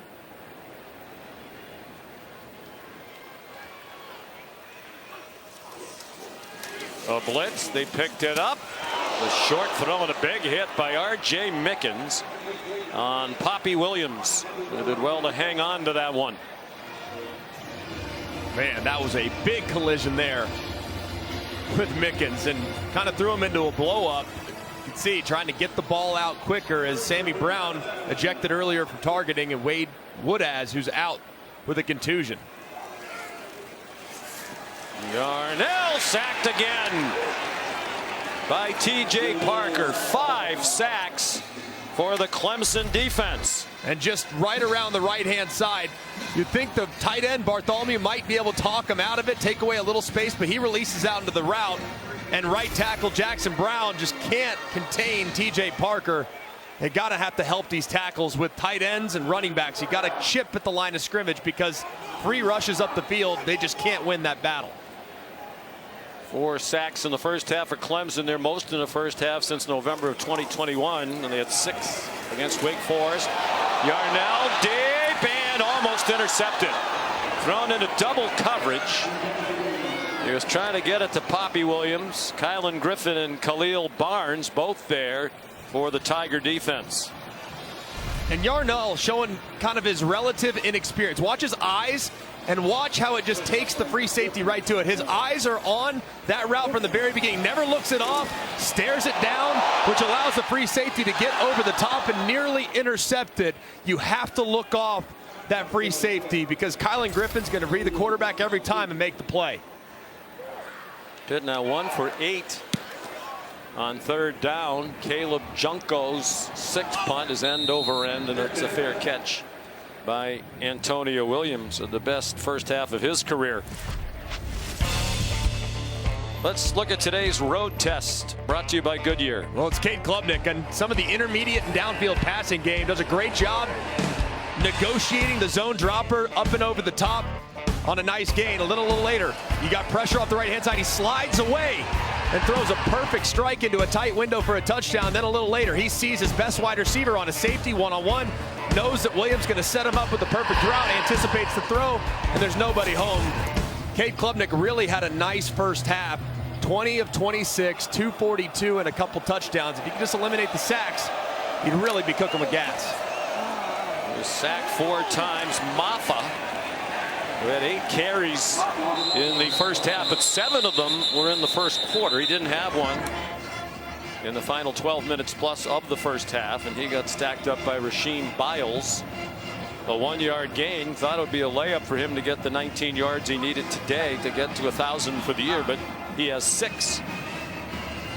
Just hasn't really had any space whatsoever. I mean, a long run of 6 yards too. So he's got one run that went for 6. The rest were met at or behind the line of scrimmage. That's why you were an academic All-American. That pass batted down. The diving attempt to catch it made by TJ Moore. Rasheem Biles got a hand on it. Very active linebacker group for Pat Narduzzi and Randy Bates. A good job too. Biles knows he can't get home, so he instead leaps up and tips the pass and sets up another 3rd and long. And Pitt really didn't bring a whole lot of pressure on 3rd and long in the first half. They mostly showed pressure and dropped out. Now let's see in the second half that they adjust and start to ramp up the aggressiveness. Clemson 4 out of 8 today on 3rd down. Quick throw out wide and nowhere near the first down yardage. Brandon George ran the play down, but there's a flag down.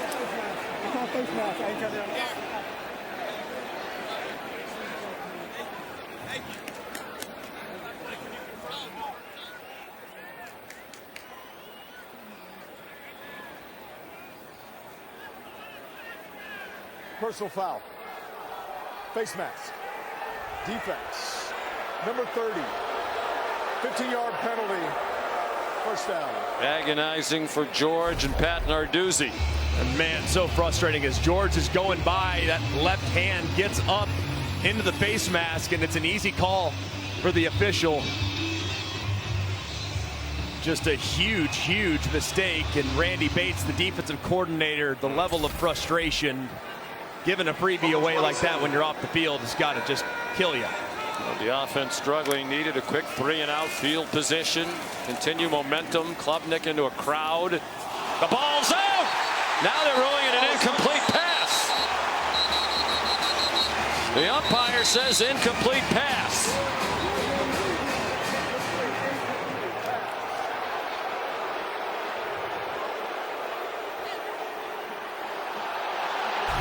Now it's close. They try to hit Burning Stool right there.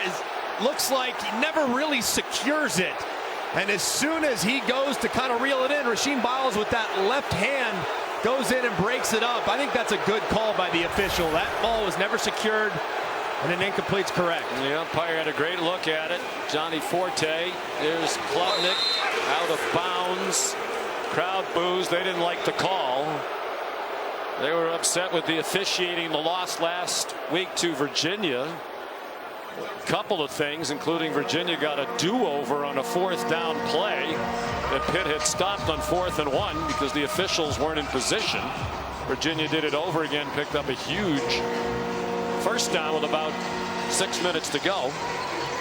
There was also a holding penalty when Pitt thought they had a 2-point conversion to tie it at 21. They wound up not getting it on the subsequent play. 3rd down and about 2. A long 2, a short 3, and they get it. Maffa the ball carrier, and the crowd still boos. 10 catches today for Antonio Williams. The 10th was on that face mask play, and that is a career high for him. And he was already over 100 yards in the first half. His first career 100-yard receiving game in his 29th career game. He had 113 receiving yards at the half, 115 now. Fake to Maffa. Klubnik hit as he throws, and it is broken up. Troy Stellano the target. Donovan McMillan there to knock it away.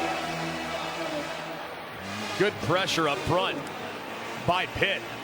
I mean, excellent job of kind of forcing Klubnik to throw it off his back foot. Doesn't have enough, and Stellato, as a result, the ball kind of dies and allows McMillan to recover and break it up. Just a great pressure and a great job in the back end. Francis Brewu's a backup defensive lineman, freshman out of Westerville, Ohio, made the hit. They are putting the hits on Klubnik. He's under duress again and threw it over the head of Maffa, and that's perhaps an indication what Randy Bates was talking about. You hit the quarterback often enough, you start to affect him, and that throw was nowhere near Maffa, and what was really just a check down. Yeah, I mean, this is it. I mean, easy throw, piece of cake, one that Cade Klubnik makes 100 times in his sleep, and you see him clap it off there. The rush is certainly having a little bit of an effect on his accuracy, and here in a 3rd and 10, they anticipated pressure through a quick screen the last time. This time, let's see if they actually bring the pressure. They do, and Maffa just stuck one hand out to receive that one. Clearly the relentless pressure is having an impact, and it's kind of a typical Pitt game on defense, as you said, Greg. They're going to give you some shots down the field. You may get a couple, but they're also going to mess up your offense a lot. Yeah, and they're going to be able to overload your protection too. I mean, yes, they're very aggressive. They'll roll the dice. You can get behind them, but you better be able to block them. And that time, they scheme up the protection perfectly, overloaded on the left side, and force Klubnik out of the pocket. Swanson to punt. Desmond Reed is back for the punt. So apparently that injury suffered not serious enough to keep him out of the game. He makes a fair catch, the 18. 43-yard punt. 17-7, that was our score at the half. It's still our score in the 3rd. Scapegoated some assistant coaches. SMU leading the pack, and they are legit. If you haven't seen the Mustangs play, Clemson and Miami, the other one-loss teams. First year in the ACC for SMU, just the one loss overall to an undefeated BYU team. And Yarnell, he got hit as he throws, and it's incomplete. Intended for Reed. Pat Narduzzi wanted a flag. It was Barrett Carter in coverage, and Reed definitely has a little bit of a limp. Looked like, I mean, he just took a big hit, Yarnell did, as Peter Woods, number 11, applies the pressure, and the ball just a little bit too far for Reed, who had a favorable matchup, but just can't reel it in. Nate Yarnell, the backup, prior to today, getting his first start of the year with Eli Holstein out with a 2nd concussion in 16 days. Yarnell, man wide open. Desmond Reed tripped up from behind. Barrett Carter saved the touchdown. 35-yard gain to the Clemson 48. And just the matchup I just told you about, really favorable matchup. You got a great pass-catching running back working against a linebacker on the end of the line of scrimmage. He breaks inside for the seam in the big play. And the play-action pass, and he gets planted by T.J. Parker. Fumble, Clemson ball. Jaheim Lawson recovered the fumble. And Ryan Bayer, their starting offensive tackle, is limping to the sideline. And just right around right tackle Jackson Brown again goes Parker. That's a matchup they've won time and time again. This time Yarnell never sees it, getting ready to throw it, has only one hand on the football, and it is dropped, where it's quickly recovered by Clemson. I mean, Pitt has to help their tackles. Them leaving them on islands one-on-one all game long, they can't win that battle. They have to help them because Yarnell's taking a beating and shouldn't be.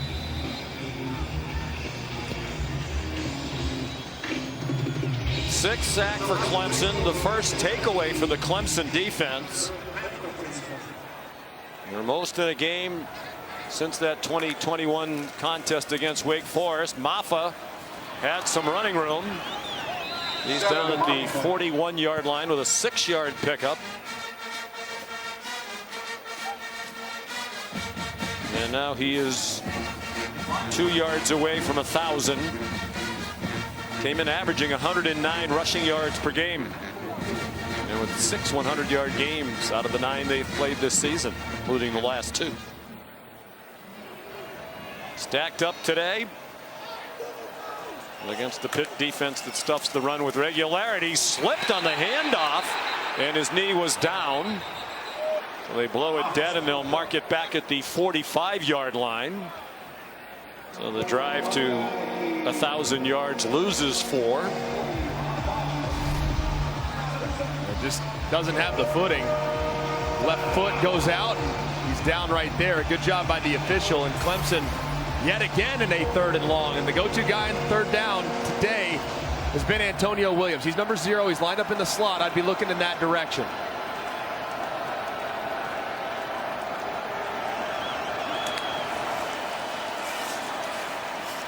Klubnik running out of time, and a huge loss. Brandon George took him down back near the 40-yard line. And Klubnik's eyes are this direction, but they really should be working in the other direction. Watch this receiver right here. I mean, boom, right there, wide open. That's a 1st and 10. Instead, Klubnik's on the wrong side, and it results in a big sack. Just poor decision by Klubnik to work the left when he should have been on the right. Loss of 13. We're midway through the 3rd quarter. Clemson still leading by 10. Swanson just getting loose. A muff punt. Picked back up by Reed, but nowhere to go. And Pitt will start at the 8-yard line after a 50-yard punt. And an anxious moment on the return.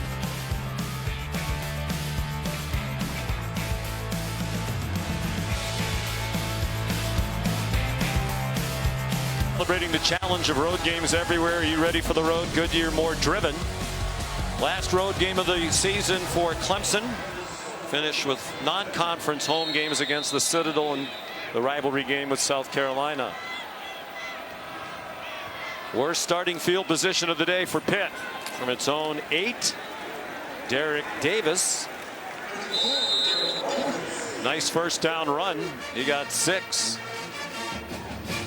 Cade Klubnik hit 11 times, sacked 5 times. He's thrown for 244, but only 2 of those yards here in the 3rd quarter. Nate Yarnell is also taking a beating from the defense and from his receivers. It's 3 drops now by these Pitt receivers, picking up right where they left off last week, where Pat Narduzzi said they dropped 9 passes. So they've got to secure it.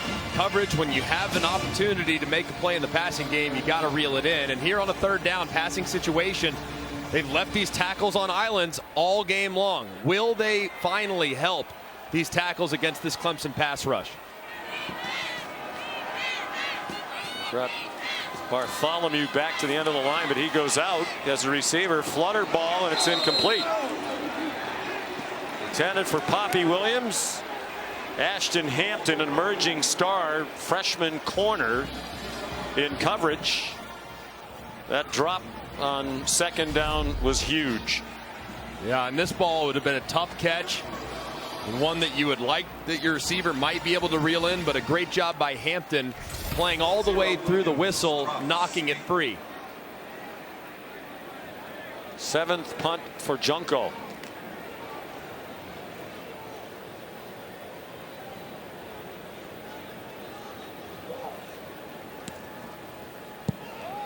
Ooh, he might be tired. What a great bounce, though. Antonio Williams, surrounded by blue shirts, takes cover on the near sideline. Here's Matt Berry. All right, Sean McDonough, Fairfield by Marriott Studio update. We have a developing situation in Texas and Arkansas. JaQuindon Jackson punches it in to make it 13-7 Texas. Arkansas just tacked on a field goal. It is 13-10 Texas over Arkansas in the fourth.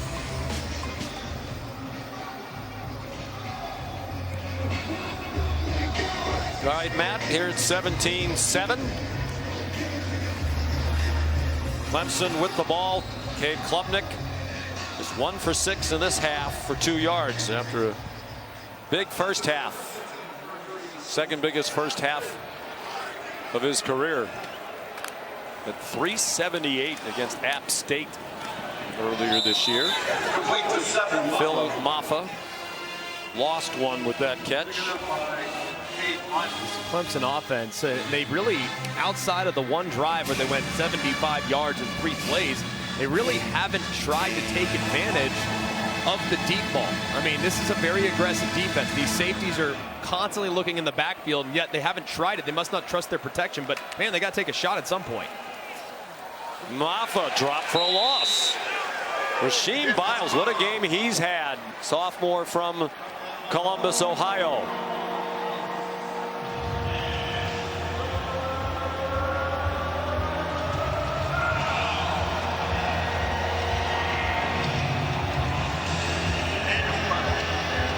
Clemson used the snap count to their advantage earlier in an obvious passing situation. Let's see if Clemson has a little hesitation before they snap it. See if they can draw Pitt off sides again on 3rd and long. They bring their 6-man pressure. It's caught by Williams. And he won't get to the first down marker. Driven back by Javon McIntyre and Ryland Gandy. About 3 yards short of the line to gain. This would be a situation sometimes where you might look at the analytics and think about the possibility of going, but with how Clemson's defense has been playing, I feel great about analytics, right here. schmanalytics. Make this challenged Pittsburgh offense drive the length of the field. 7th punt for Aiden Swanson. Looks like they're gonna, this is, I think, designed to get them to jump. And it doesn't work. Play game. Offense. 5-yard penalty. 4th down. Why not? Man, they had it too. I mean, it looked like for a moment one of the Pitt players actually jumped in. Watch right here, right there. I mean, he's over right there, and you can't snap it because your guys are still moving too, and everyone moved all at once. But man, for a second there, it looked like he wasn't going to get back on side, and they might be rewarded the first down. But Narduzzi's upset because they all moved quickly and felt like they were kind of drawing them off sides. But little game of cat and mouse right there on a 4th and short.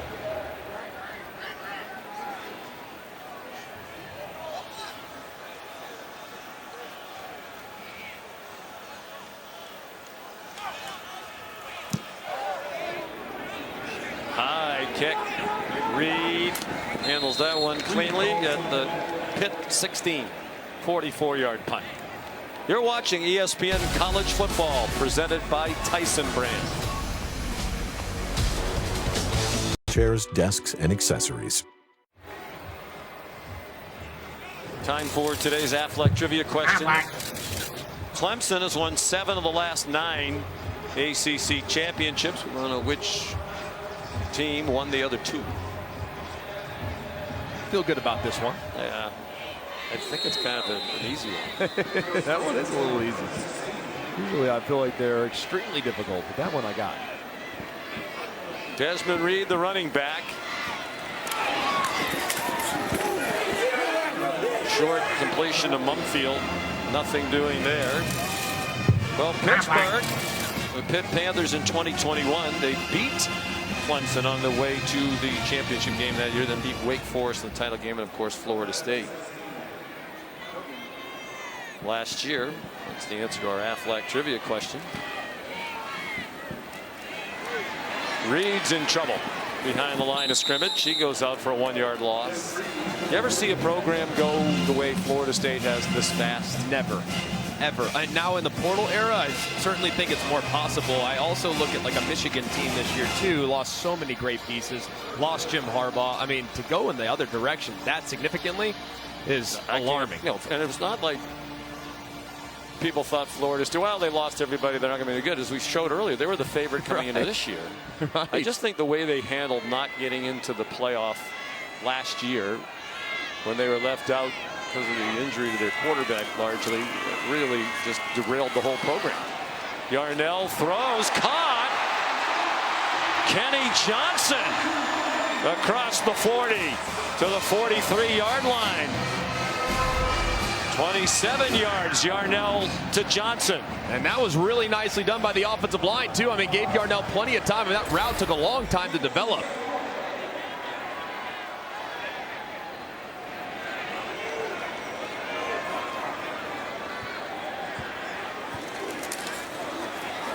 First catch of the day for Johnson.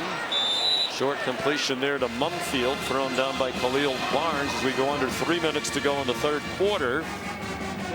Starting this possession, the two teams had combined for 80 yards of offense in this quarter, 5 punts.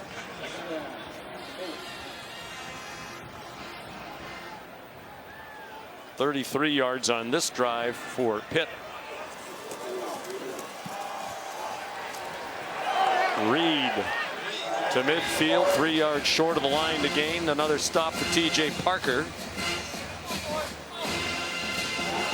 Pat Narduzzi does lean on analytics here, and with it being a 2-score game and with possessions maybe being at a premium down the stretch, might have 2 downs to get it here. So if they run it inside, that kind of tells you that they're probably already thinking about that 4th down call.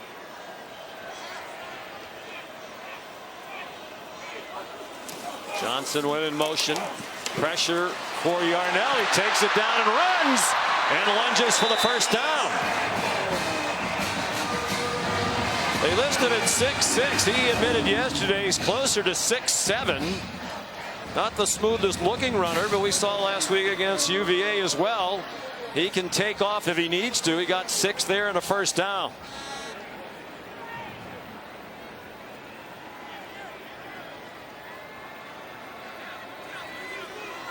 Pitt coaches and his teammates were very confident in Yarnell coming into today. Jonathan Mumfield told us that he is a great leader, a competitor, very smart. And great recognition by Yarnell. I mean, look how many guys on the right side of the center. You have 4 Clemson Tigers that are over there. Nobody's really home on the left-hand side because Peter Woods works out to the left. So he takes off and picks up a critical conversion. Eli Holstein was their starting quarterback until this week. He's had a couple of concussions in the last 3 games. Here's the blitz. Yarnell plenty of time and missed the dump off to Reed, who went leaping for it, then started limping as he landed. And he's going to come off the field. Yarnell thought he was throwing it to himself at 6'6". Instead, he was throwing to the 5'7" Reed. Just a little too high, but look at the reaction. Oh, no! Well, he's 5'6". He would have needed to be about 6'6" at least to catch that one. Maybe 7'6". Yeah. Either way, just a bad miss there. And once again, 3rd and long, probably 2 downs to get it here if you're Pitt's offense. 2 for 2 on 3rd down on this drive to get them to 3 for 11 for the day. Was that a designed quarterback run? They faked the handoff to Derek Davis. All of a sudden, Yarnell's Tim Tebow, and he's down about 1.5 yards short. And they will go for it on 4th down in the final seconds of the 3rd quarter. Down by 10. Trying to line up quickly. Davis is the running back. Watch just a quick snap here. Potentially, if he stays on the shot, no, he's going to drop back into shotgun.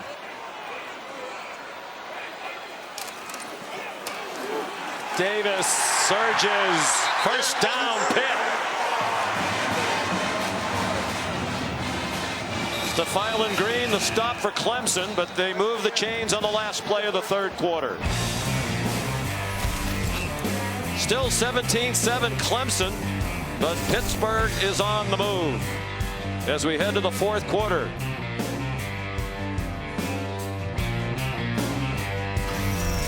Nice job. I need to see it from our offense. You know, they've taken our best player out of the game in Maffa, so we got to find a way to just finish a drive. You know, defense is playing their tail off. This is going to be a big possession right here. So got a lead going in the fourth quarter. Got to find a way to finish. Thanks, Coach. It's the 11th play of this Pitt possession, and it's a completion to Day Reynolds for a first down to the Clemson 20-yard line. Going to mark it back at the 21-yard line. Clemson still leading 17-7, despite the fact that the Tigers had 12 yards of offense, to Dabo's point, in the third quarter. Score hasn't changed. The Pitt's on the move. Nate Yarnell throwing it to the corner of the end zone, incomplete. Looking for Poppy Williams. Khalil Barnes, safety, running in coverage, had his back turned for a lot of it, but was close to Poppy. And it looked like it was going to be a catch. It looked like it went right through Poppy Williams' hands, and Yarnell threw a really nice ball into the circumstance. I mean, he took a big shot off the left-hand side by Carter. Well, both of these quarterbacks have played courageously, have taken a beating. It's David Lynch, who's the backup quarterback today. You saw number 16. He's a walk-on. 2nd and 10. Catch and run. Desmond Reed lunged for the pylon. They'll mark him out at the 2. R.J. Mickens saved the touchdown for Clemson. A 19-yard gain for Pitt. He tried. Wow. I mean, what an effort. Looks like that right foot was in when he leapt. And it might have been able to cross over the top of the pylon. I mean, that was an unbelievable effort by Reed. They started limping toward the sideline. It's R.J. Mickens who's down for Clemson. Pat Narduzzi gave him a big hug, and I think he was also saying, Greg, you're not coming off the field. No. You're not limping to the sideline. You're heading back onto the field for 1st and goal from the 2. That'll be the play when we come back. Pittsburgh down by 7, but on. Tremendous athletic play by Desmond Reed. Look at how close he gets to getting this ball over the pylon for a touchdown. They looked at several angles, not conclusive enough to turn it into a touchdown, but a spectacular effort. R.J. Mickens out of the game. 1st and goal, Pitt. Derek Davis collared at the line of scrimmage. D. Creighton made the tackle. The freshman who's in for Sammy Brown, who was playing a lot more in the absence of Wade Woodaz. And ordinarily this would be Daniel Carter down at the goal line on offense for Pitt, but he left injured in the first half. Yeah, and here, low red zone, I want to look in the direction of my tight ends. I mean, I have a big-time tight end in Gavin Bartholomew, 6'5", 250 pounds. I want to look in his direction. Tight ends in this part of the field, so tough to cover. They're taking a lot of time here, and they don't want to use a timeout in this situation. Play clock at 2. 1. Did they get it off? Barely, and they got it to Bartholomew, and he's down at the 1. They just did get it off. T.J. Parker, the primary tackler. Big play call for Cade Bell. 2 downs to get it if you're Cade Bell, too. I mean, are you sure about that? I think so. I think this part of the field, you can kick a field goal with your kicker from the 50-yard line. I think you got to get the 7 here in a 10-point game. Mark it back outside the 1. Derek Davis, the running back. Oh, they flinched. But it's not illegal movement. Jake Overman thought he committed a penalty. And now a timeout called by Pitt. I mean, this is a disaster for the Pitt Panthers at the goal line. Wow. I mean, I cannot believe, and Yarnell is beside himself, understandably. I cannot believe they did not call Jake Overman for a false start there. I mean, he moved with sudden I mean, as soon as he goes by, watch number 87 right here. I mean, look at that movement. I mean, let's bring in Matt Austin. Matt, should that have been a penalty? Yeah, that's absolutely a false start. He was simulating the snap. He missed the snap count, jumped towards the line, as Greg said, but that should have been a foul. And I mean, then you have 3rd and goal from the 6. I mean, that's a potential massive sequence for Pitt right there to avoid the penalty. Darnell upset. I mean, everything about this, since Reed didn't quite get it over the pylon, has been jittery for the Panthers.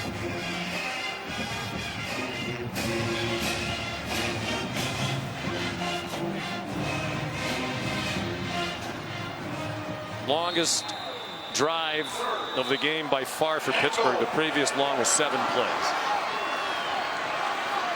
Do they trust the new quarterback to throw it down here? They're about to have a legal formation, too. They don't have enough guys on the last scrimmage. Here's Davis into the pile. There's a flag down. And again, it's Davis in because Carter is not available to Pat Narduzzi. Peter Woods, the tackler, with help from T.J. Parker. Well, if you're Dabo, would you take this? Or make it 4th down? No, and goal from the 2. Yeah, I would take it. I mean, I can't believe that they come out of a timeout and they still don't have a formation lined up appropriately. Formation. Offense. More than 4 players in the backfield. 5-yard penalty. Repeat 3rd down. And this right here, I mean, this is your receiver. This is your culprit. He's off the ball, and he has to be on the ball because you have this guy in motion. So that's just a big mistake there. Yep. And as bad as this has been for Pitt right here, if I'm Dabo Sweeney, I'm almost say, run your 4th down play. Or kick the field goal. To back them up now, give them 2 more plays, give them a little more room if you're inclined to throw it. I don't think it's an easy decision. No. Given how bad, they don't have their short yardage back. They have a quarterback who they probably don't want to have throw the ball. It's been a disaster to this point. Make them play 4th down.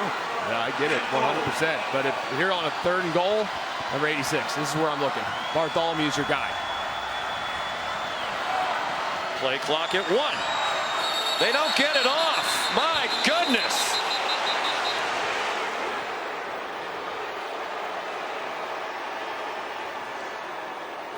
Play of game. Offense. 5-yard penalty. 3rd down. Yeah, fans booing, and they should be. I cannot quite comprehend how bad the last 2 minutes have been for the Pitt Panthers. As far as goal line execution, it cannot get any worse than what I've just seen the last few plays. I mean, unbelievable. Inexcusable. Can't happen.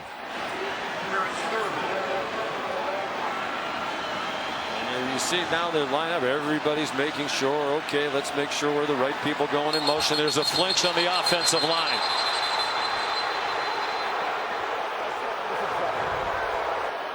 Full start. Offense. Number 55. 5-yard penalty.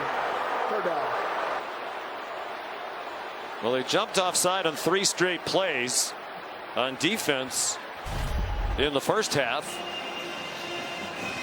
It's the right guard, B.J. Williams. Just a little flinch right there. 5 more yards. And fortunately, they have a kicker with a strong leg because they're backing up. They were at the 2-yard line. 10 penalties against Pitt now. From the 16-yard line, 11 minutes to go. Nate Yarnell, corner of the end zone. Over everything, looked like a throwaway. Crowd really letting the Panthers players and coaches here. I think they all have to own this debacle. There's really no excuse for what just transpired. I mean, you're slow. You almost had to delay a game on the 2nd down play. You have to call a timeout. You burn a timeout. Then you come out of the timeout. You have illegal formation. Then you have a false start. I mean, I just cannot possibly explain how bad that operation was. So here's Ben Sauls. They have to have it. And they get it. He made 15 in a row to start the year. That's the Pitt record for consecutive field goals made. 35-yarder. 10:55 to go. Despite all of that, that's hard to believe. It's a 1-score game. our Aflac trivia question. Built back in 1921. I did a basketball game here with Bill Raftery and Jay Billis years ago. They had a shot of the cathedral over some billboards, and Billis said, yeah, and it was built from the top down. And for a minute I thought he was, I'm like, huh? How'd they do that? I realized Got you. Not that bright. Got me. Too many Uncle One Lords the night before, I think, with Raft perhaps. That was it. So 17 play, 8.5-minute drive. Got Pittsburgh only 3. And they're down by 7. Clemson will start at the 25. Here's Matt. All right, John, Colorado trying to put away a pesky Utah team today, 28-16. Shador having another good one. He turned the ball over a couple of times, but seeds this one right down the middle. At that point, makes it 35-16. But Utah has scored, and they have the ball back.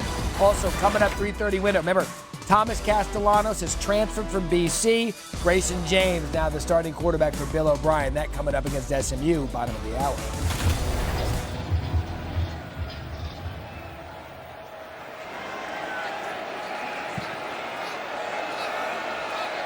Clemson's done nothing on offense here in the second half. Klubnik, high throw, and incomplete. Trying to get it to Williams. Looked like a couple of the defenders for Pitt might have had a chance for an interception as Brandon George gave Klubnik his latest greeting. And Bill Maffa just completely blew the protection. I mean, he goes across and never sees George blitzing right up the middle. Unfortunate at that time that Klubnik was able to get rid of the ball, but that was almost a massive collision. Tale of two halves and nothing from the run game. They have 3 yards rushing as a team. If it stays that way and they win, it would be the lowest total in a win in FBS football this season. Antonio Williams can't hang on. He has 11 catches, but 9 of those were in the first half. As has been the case often throughout the years in the Pat Narduzzi era, the defense leading the way for Pitt. 3rd and 10 here. They've dropped out on 3rd and 10 pretty much all game long. They've showed pressure and they've dropped out. Let's see if this is the one time that Randy Bates, the defensive coordinator, decides to heat up Klubnik and bring some extra pressure. Looks like they're going to. Klubnik forced back, throws up for grabs, caught on the sideline, but out of bounds. TJ Moore with Rashad Battle there. A Clemson 3 and out. Just a great job there by Rashad Battle, knowing where he's at, eliminating the space, and understanding you can just push him right out of bounds. And Bates encouraging him to do so from the booth. Well, he's one of our favorite coaches to talk to, Randy Bates, the 64-year-old defensive coordinator here in his 7th year.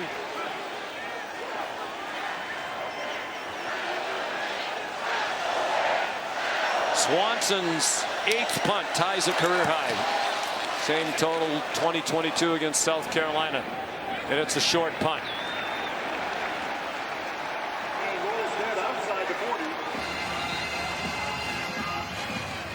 A 33-yard punt.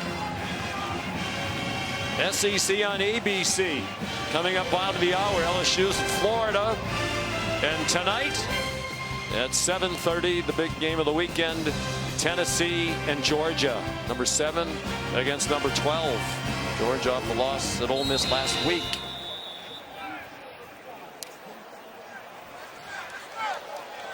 Nate Yarnell been hit with regularity. Some drop balls, not very good protection in front of him. But poised to go down the field and tie it. Woo, dangerous throw on 1st down. And Day Reynolds is dropped for a loss, led by Avion Terrell. A loss of 3. So far, I mean, this Clemson defense has been relentless with their pressure. And they haven't really been able to get home because now Pitt has made an adjustment and they're keeping tight ends and running backs to help out with their tackles. But Wes Goodwin's going to continue to lean on those edge rushers who have really dictated their terms in this game.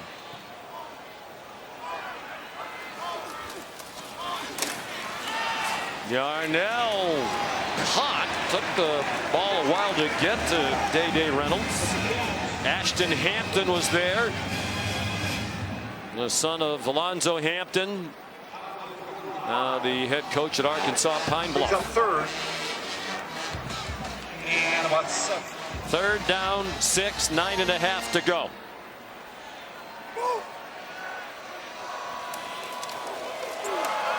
A run. Reed bounced off, hits at the line of scrimmage and got the first down. 8 yards on the run for Reed out of Miami Gardens, Florida.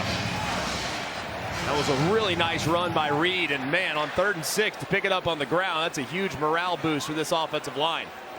They clearly picked up the tempo here. They were a very fast-paced team earlier in the year. That slowed down in recent weeks. Man open. And Poppy Williams stumbled to stay on his feet, got the first down. 12 more for Yarnell and the Pitt offense. They're at the Clemson 34. And this would be a spot right here. 1st and 10 plus territory. Heavy play action, throw it over their head. I'm taking a shot right here if I'm offensive coordinator Cade Bell.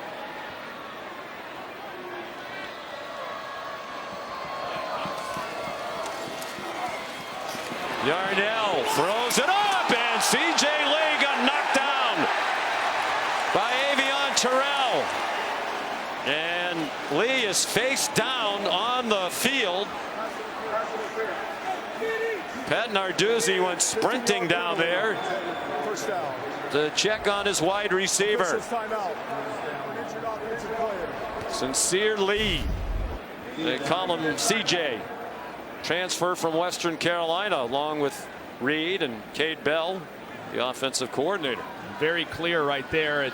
Terrell arrived way too early. Knocks Lee to the ground before the ball arrived, so a good call by the official.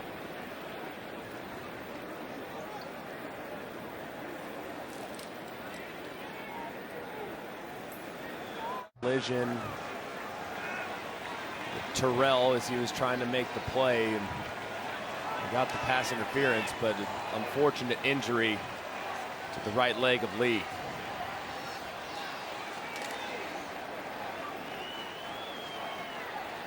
Well, they had a little rhythm on offense. At the 19, they've gone 39 yards in 4 plays. Already a little banged up at receiver entering today. We mentioned Day-Day Reynolds playing through a shoulder injury. Pressure brought at Yarnell. Out wide for Poppy Williams, and he could not make Ashton Hampton miss in the open field. No gain.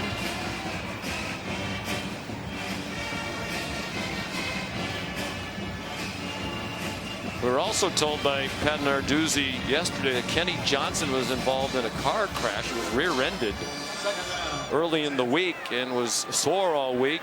Missed some practice time, but he's been out there trying to play through it today. Their leading receiver has just 1 catch today. On the field right now. On 2nd and 10, almost midway through this 4th quarter. Yarnell steps into the throw. Bartholomew, first down. The talented tight end in his final home game for Pitt with an 11-yard gain. This part of the field is where you really would like to run the football. I mean, as that field condenses, it gets very difficult to be effective throwing it down here. Lean on the run game if you can. 1st and goal.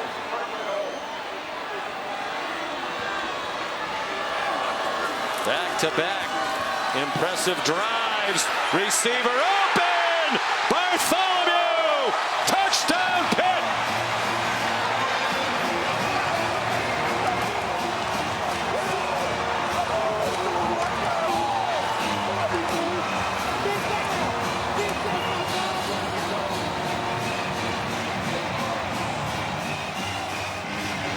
No Wade Woodaz, Sammy Brown ejected for targeting. R.J. Mickens, the veteran leader of that secondary, hasn't played since the collision with Reed near the pylon. Pat Narduzzi, very analytics driven, playing for the tie here, and gets it off the foot of Ben Sauls with 7:05 to go.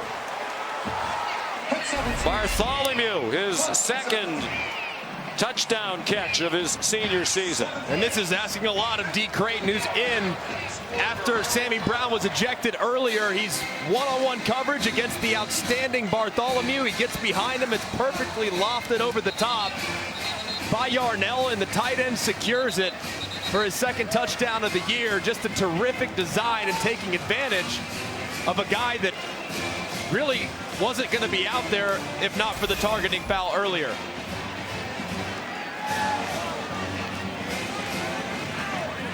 Pat Narduzzi, we talked about senior day yesterday, mentioned Bartholomew, said he had a chance to leave. He could have made money in the portal, but he wanted to stay and finish his career with his teammates. This made a huge catch. And how impressive has Nate Yarnell been? Yeah. Hasn't thrown an interception. Has thrown a touchdown now. 6 for 6 on that drive. 28 out of 42 for the game. And that's while being pressured and hit with regularity. In his first start of the season, his 4th of his career. 2022 was start at Western Michigan when the top 2 quarterbacks were hurt. Last year, after Phil Kovic and Christian Veillere were ineffective, he started the last 2 games of the season. Beat Boston College, lost to Duke. First start of this season.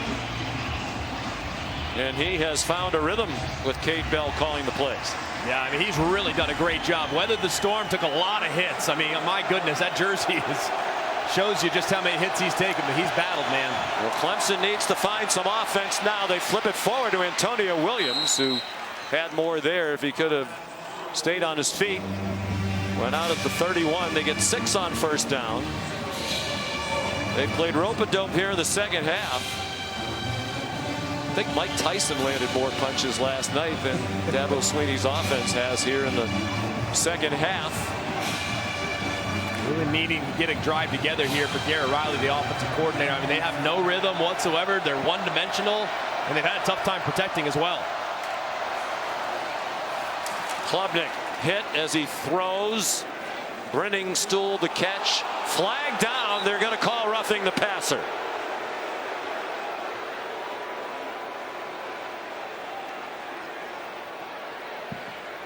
And center judge and referee talking about it. Personal foul. Roughing the passer. Defense. Number 2. 15-yard penalty. First down. Nate Matlack. Pat Narduzzi wanted an audience with the referee Stuart Mullins. He's not going to get it. And he's just right around the outside. There's nobody that blocks him. Klubnik knows immediately. And it didn't look like Matlack did anything that was totally out of character. Tried to knock it down, but tackles all the way through. And man, that's one. I can understand Narduzzi's frustration. Yeah, I mean, I don't see it. I mean, as a quarterback, I know you got to protect those guys. My goodness, man. That's football. And if that's the rule, change the rule back. Yeah.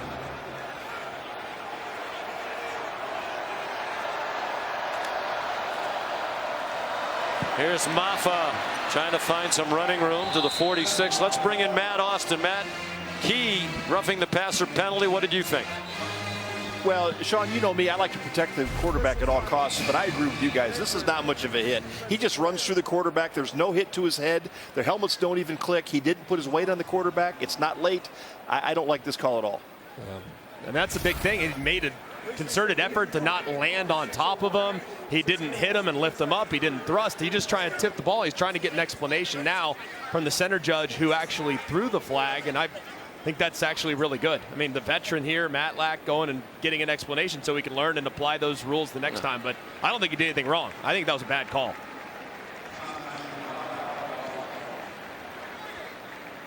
Rashad Battle walking off. So it'll be 2nd and 6 when play resumes. 6 minutes to go.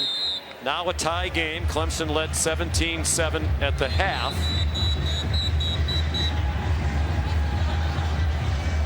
Dabo Swinney's team's at 27 yards of offense in this second half. They have 8 yards rushing for the game.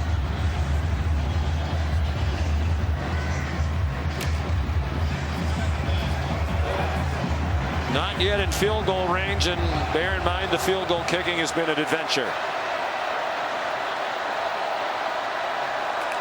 Out of the pistol, haven't seen much of that today. Maffa, a yard short of the first down. And that does get him finally over 1,000 yards for the season. With 21 today on 15 carries, he's up to 1,002. Congratulations to Maffa, a goal he had set for himself.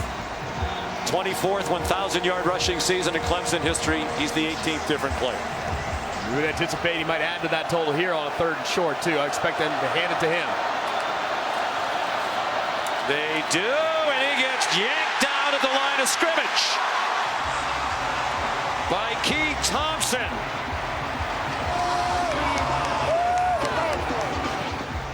A first-year player at Pitt after 5 at Ohio U, where he was an all-MAC linebacker last year. Here's the play of the game so far. 4th down, about 1.5 yards for Dabo Swinney and the Tigers.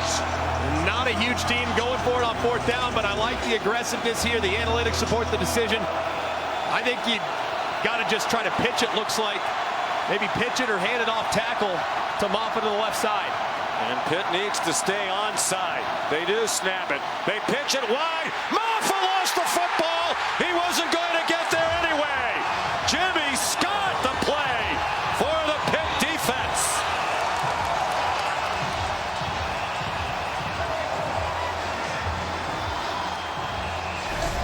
And you would think that this motion would influence defenders, but look, there's too many Pitt Panthers on the right side of the formation. They're never able to capture any type of leverage whatsoever.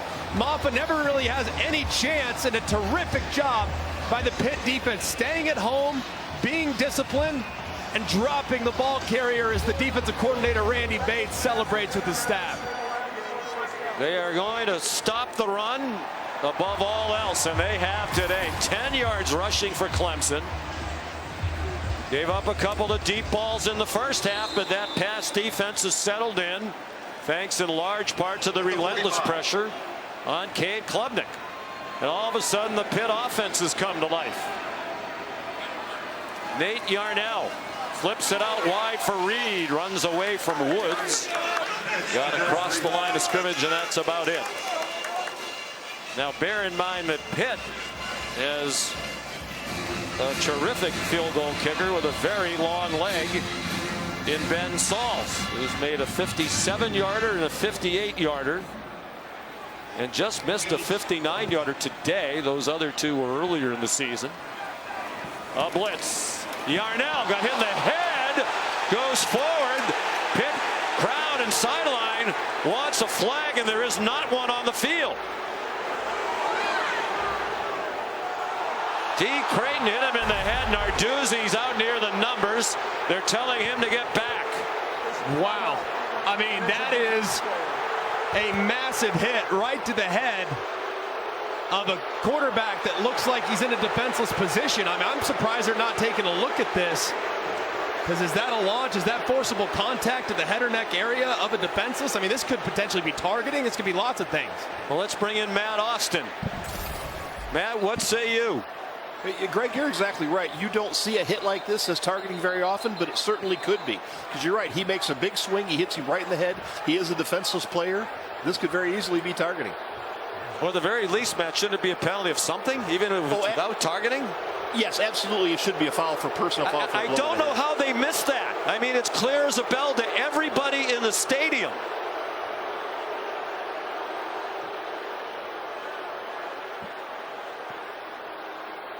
Well, he was livid with the officiating last week. He talked, Pat Narduzzi, the conference office, to Steve Shaw, the national coordinator of officials.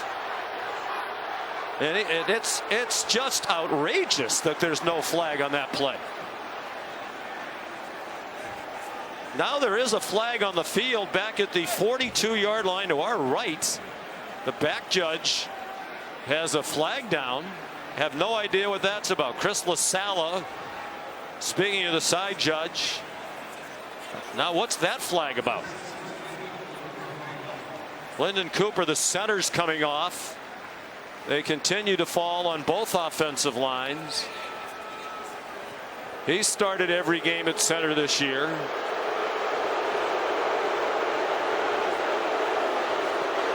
After discussion, personal foul, unnecessary roughness.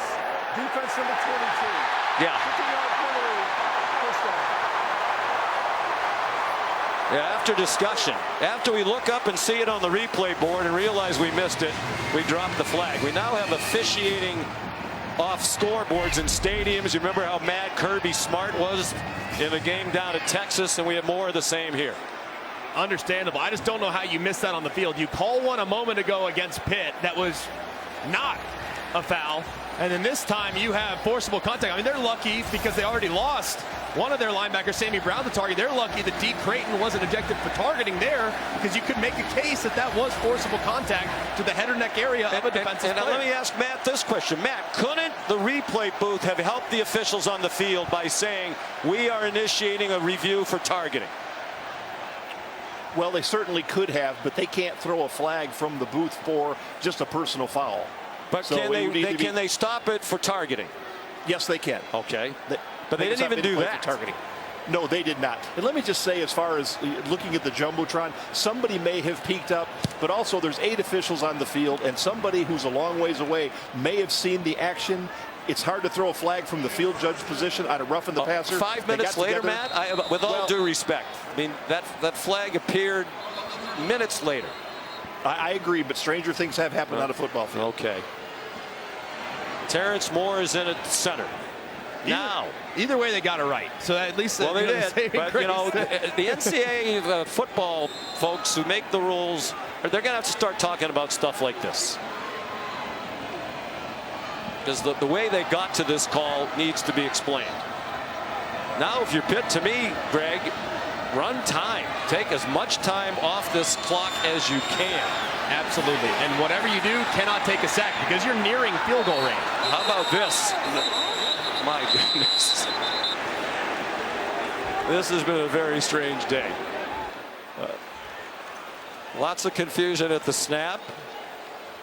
Reminiscent of the goal line offense from earlier in this quarter. Second down.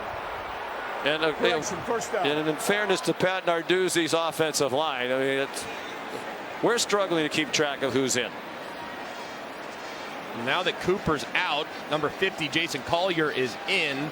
They've slid guys all over the place. Terrence Moore's in at center. It's just been chaotic along the lines of scrimmage.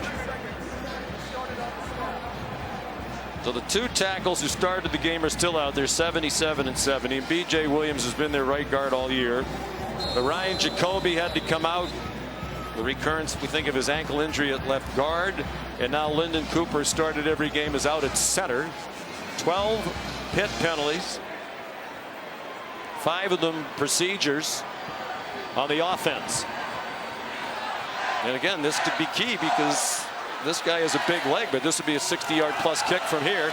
Yarnell, no whistle yet. He thought it was a forward pass, and now the line judge is calling it incomplete. T.J. Parker. What an impressive player he is, the sophomore defensive end from Phoenix City, Alabama. Yeah, hand clearly moving forward there, and good incompletion, but I don't know if I like the call there. I would have run it, maybe make Clemson burn a timeout. I mean, at this point, bad things could potentially happen. I think they can make it based on what we saw from the field goal kicker earlier. Well, he had enough leg from 59. It was just wide. Here's Reed looking for blocks. He gets them. He does not get the first down. And Pat Narduzzi has a huge decision to make. It'll be 3rd down. He doesn't have to make it yet.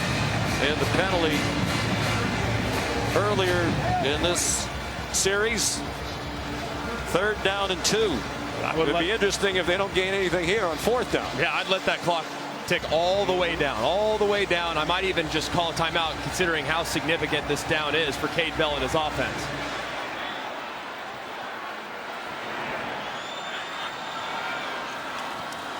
Wide open receiver in the flat. Reed.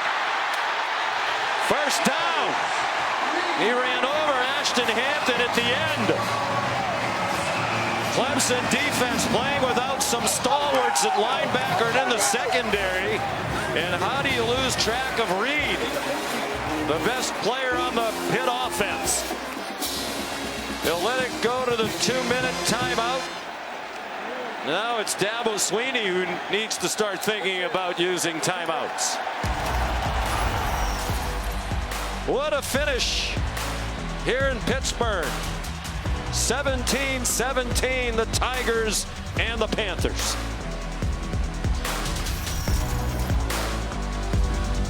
Final 2 minutes brought to you by Allstate. Clemson had a 17-7 lead at the half. Pitt has tied it. They have 1st and 10 with 2 minutes to go. Desmond Reed ahead for a yard and a half. A quick timeout called by Dabo Sweeney after Tyler Venables made the tackle. Another backup who's in there. Well, it's been a season already of wild comebacks for Pitt on their way to 7-0. Against Cincinnati, they trailed 27-6 in the 3rd quarter and wound up winning 28-27 on a Ben Saul's field goal with 17 seconds to go. Eli Holstein threw 3 touchdown passes on 3 straight drives. Following week in the backyard brawl of West Virginia, they were down 10 in the 4th quarter. Rallied to win on a Derek Davis 1-yard touchdown run with 32 seconds to go after that touchdown grab you saw from Day-Day Reynolds. So trying for their 3rd double-digit comeback in the 4th quarter this season.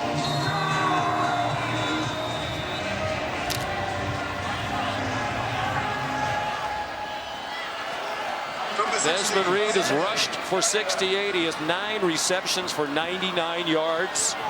Derek Davis is the running back right now. They flinched again. Wow. Full start. Offense. Number 86. 5-yard penalty. 2nd down.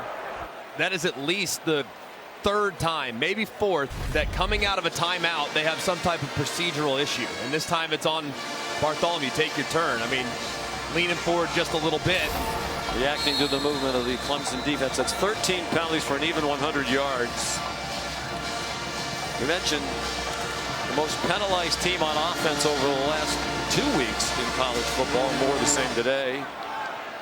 Can they win despite all the self-inflicted wounds?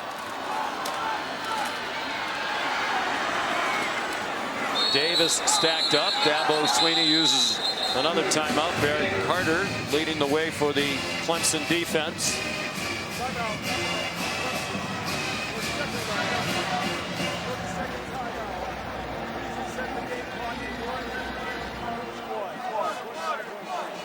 Well, clearly the Pitt is playing for the field goal here. They like their chances with the Ben Sauls, the field goal kicker. We started to tell the story earlier about him on senior day. The first guy that Pat Narduzzi talked about yesterday was Sauls. He said he was a scholarship kicker, came in as a freshman, lost the job to a walk-on, wasn't happy, stayed, won the job back from the same walk-on the next year, and now he's become one of the best kickers in the country. It might come down to him on senior day. It might, and I think he feel great about their operation with all the veterans involved there in the field goal unit. But I look at this 3rd down, and I might try to get maybe just a touch aggressive if I were Cade Bell. I'm not talking about throwing it into the end zone by any stretch, but a high percentage completion. I don't know if just handing it up the middle. I might try to get something to the edge where maybe I can break a tackle and go score. Well, what are you trying to accomplish with that? Get the 1st down? Yeah, 1st down, and try to end the game with the offense on the field. With a depleted offensive line, inexperienced quarterback, receivers with cases of the drops. It's a blitz. He's going to get sacked back at the 30. And they just made the field goal longer. T.J. Parker, another big play. 7th sack for Clemson. An 8-yard loss.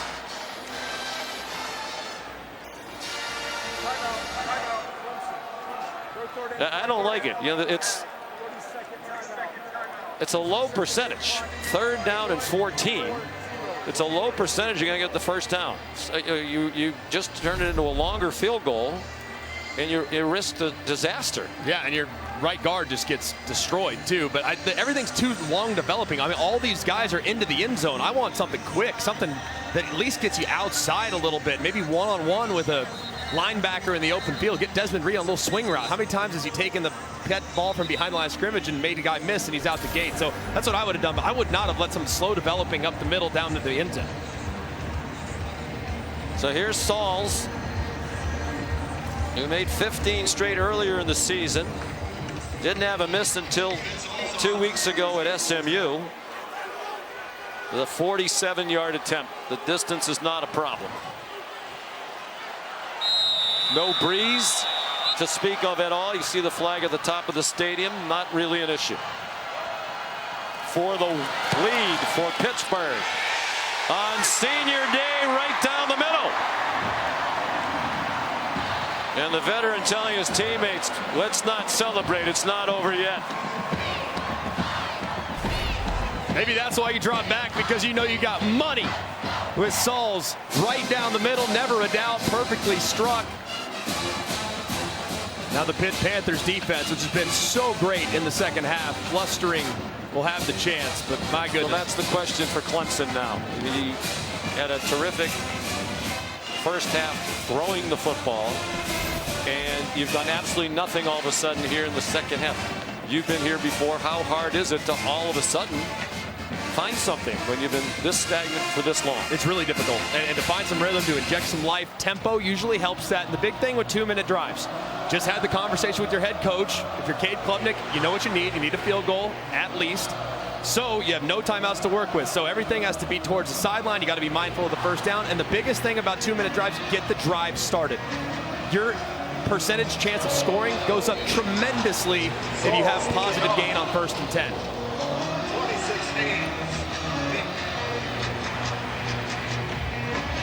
Then Sauls to kick off. Jay Haynes back, no chance. Here's Matt Berry. All right, Sean McDonough, while this game is going incredibly long, we have kicked SMU Boston College off on ESPN2. You see SMU undefeated in ACC play right now to the end zone, incomplete. So we'll move this over to E1 whenever Clemson Pitt ends. And who knows when that'll be, McDonough. You never know. Not a lengthy rivalry, but they have had some memorable games already, the Tigers and the Panthers, and here's another classic. Pitt leads for the first time today. Klubnik steps up, throws, caught, and out of bounds goes Antonio Williams. A little surprised he did that. He just had one Pitt defender back there. Elected to go to the sideline, not try to make a move, and perhaps get more yardage. 18 yards. They have a true freshman field goal kicker. If it comes down to that, he's at 5 blocked. Jake Brenningstool out of bounds. Just shy of midfield. Javon McIntyre the stop. They give him the 50-yard line.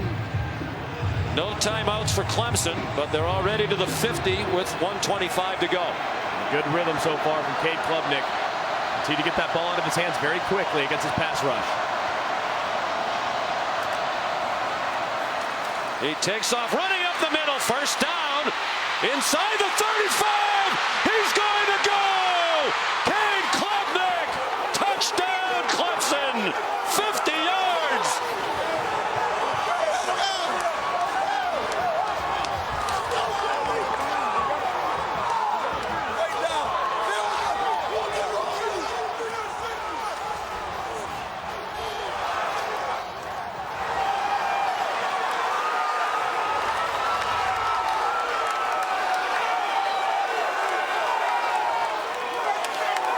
They had 8 yards rushing for the game before he went 50.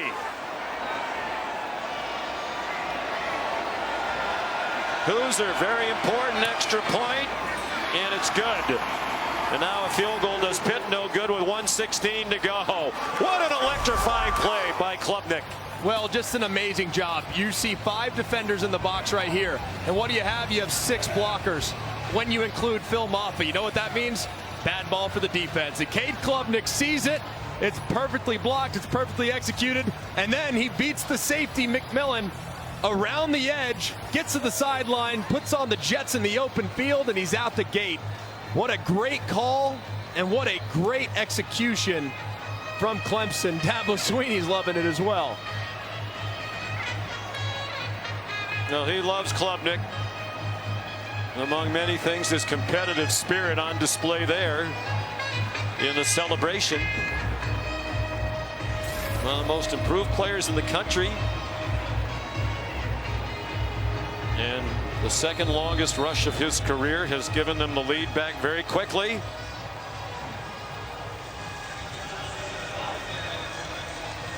It's the second longest run of his career. He had a 55-yard run against NC State earlier this year.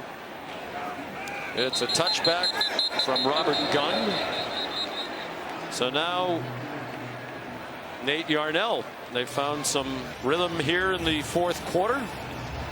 But he needs to take them 75 yards in a minute 16 with 2 timeouts. And the one thing you got to be really mindful of in a 2-minute operation, you're not going to have the same amount of help that you've been able to provide your tackles in the second half, which has led to better protection. So the guy that I'm super concerned about, if I'm the quarterback right here, is number 3, TJ Parker, who has really had a massive impact on this game all game long. He's working against Jackson Brown, the right tackle. That's the one that could win it for Clemson. Yarnell under duress. It is TJ Parker right on cue, who took him down, wound up with the ball. The officials say it's pit ball. And Pat Narduzzi is down to 1 timeout. And stunned silence in this crowd after the play of the year for Clemson. A 50-yard touchdown run by Cade Klubnik. Everyone is just absolutely shocked right now. I mean, it looked like everything was going Pitt's way. And then one mistake, one bad call where they have numbers in the run game and Klubnik's out the gate. Now their defense, who's been teeing off all game long on Nate Yarnell. 8 sacks now for Clemson's defense. It's very hard to move it down the field in an obvious passing situation when you can't protect.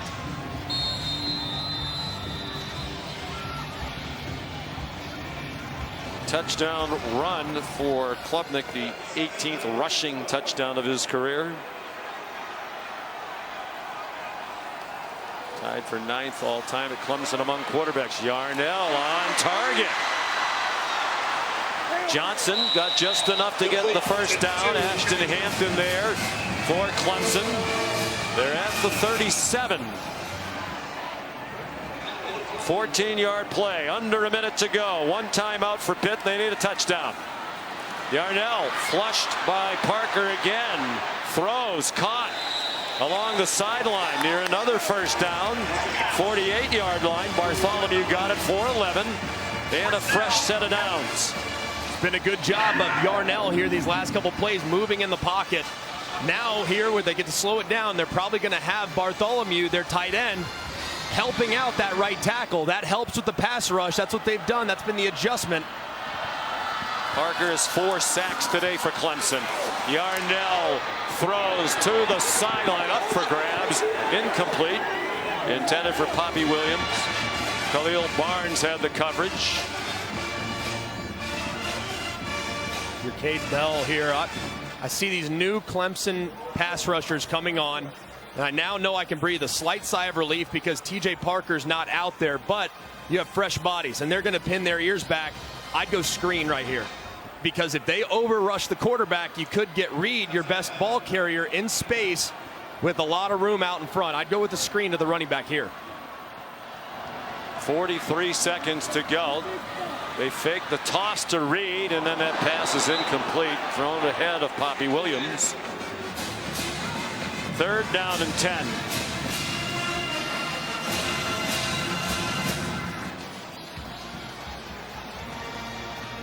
Cade Bell pondering this critical play call. Parker on the sideline for Clemson at the moment. As is Peter Woods. They're a little gassed. Who's up third? Clemson, you hate to have them off the field in this very likely passing situation. They're looking down that direction to Johnson. Playing way off Johnson. Yarnell steps up.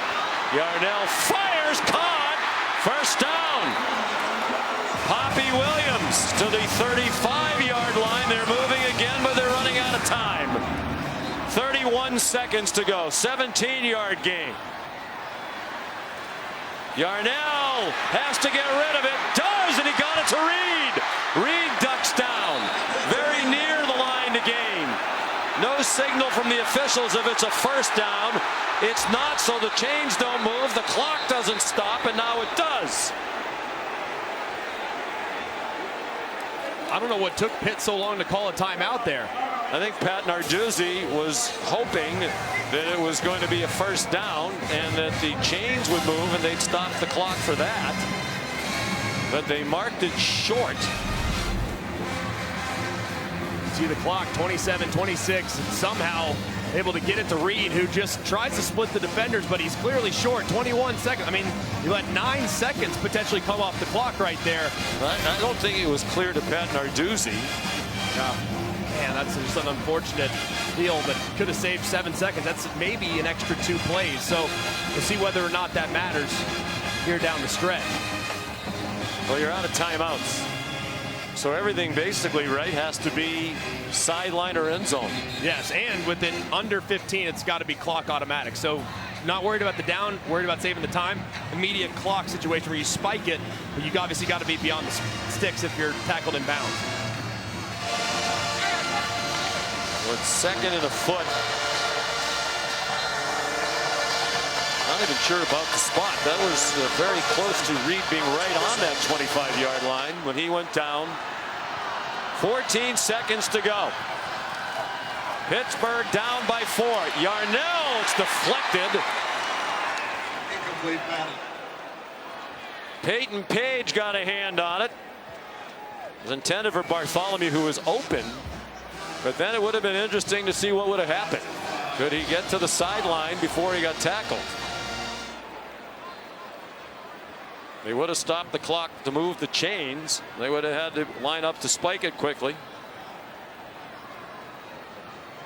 Parker back in the ball game now for Clemson. And they're going to keep Bartholomew on that right side again to help out Jackson Brown on third down.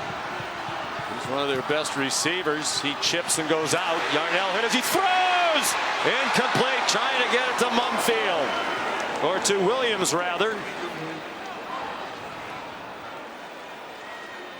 And it comes down to this play.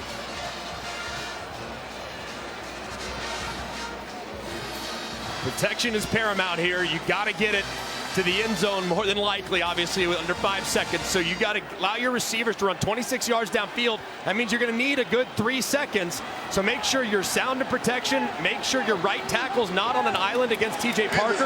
And see if you can't find Poppy Williams, your slot receiver, with this zone coverage. That's where I'd be looking. Oh, they flinched again. There's no flag down.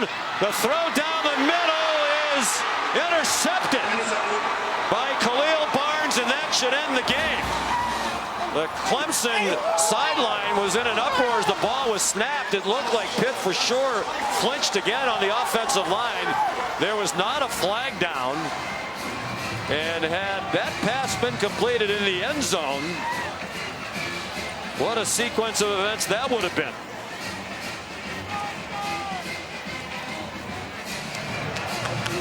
Cade Klubnik, the game-winning run, and a tip of the cap as well to Nate Yarnell. He's been in this program 4 years, waiting for an opportunity, and he should be very proud of the way he performed today. He absolutely should. Yarnell played amazing, but Klubnik, he played a great first half. Second half, not much going, and then boom, when they had to have a play, they made it, and their quarterback delivered. Here's Molly. Molly Cade. trying to get in position. Cade, they stopped the run all day, but you broke free for that 50-yard touchdown run. What did you see on that play? Man, yeah, I mean, we had a little, QB draw with stick routes out wide, and the coach called the perfect play. And man, I just remember sitting on that sideline, minute and a half to go, no timeouts. We got to drive all the way down the field, and Paul Tyson comes up to me and goes, "Man, God's in your corner." And at that time, I just felt peace. I'm just sitting on the sideline praying that God will be in control, and He was. Congratulations on the win, Cade. Appreciate y'all. Guys. Let's go! Well, a win they had to have to keep their ACC title hopes alive. An emotional, heartbreaking loss, particularly for the Pitt seniors in their final home game. Cade Klubnik, the play of the year for Clemson, a 50-yard touchdown run. Clemson wins 24-20. Let's send you to Dallas, Boston College, and SMU.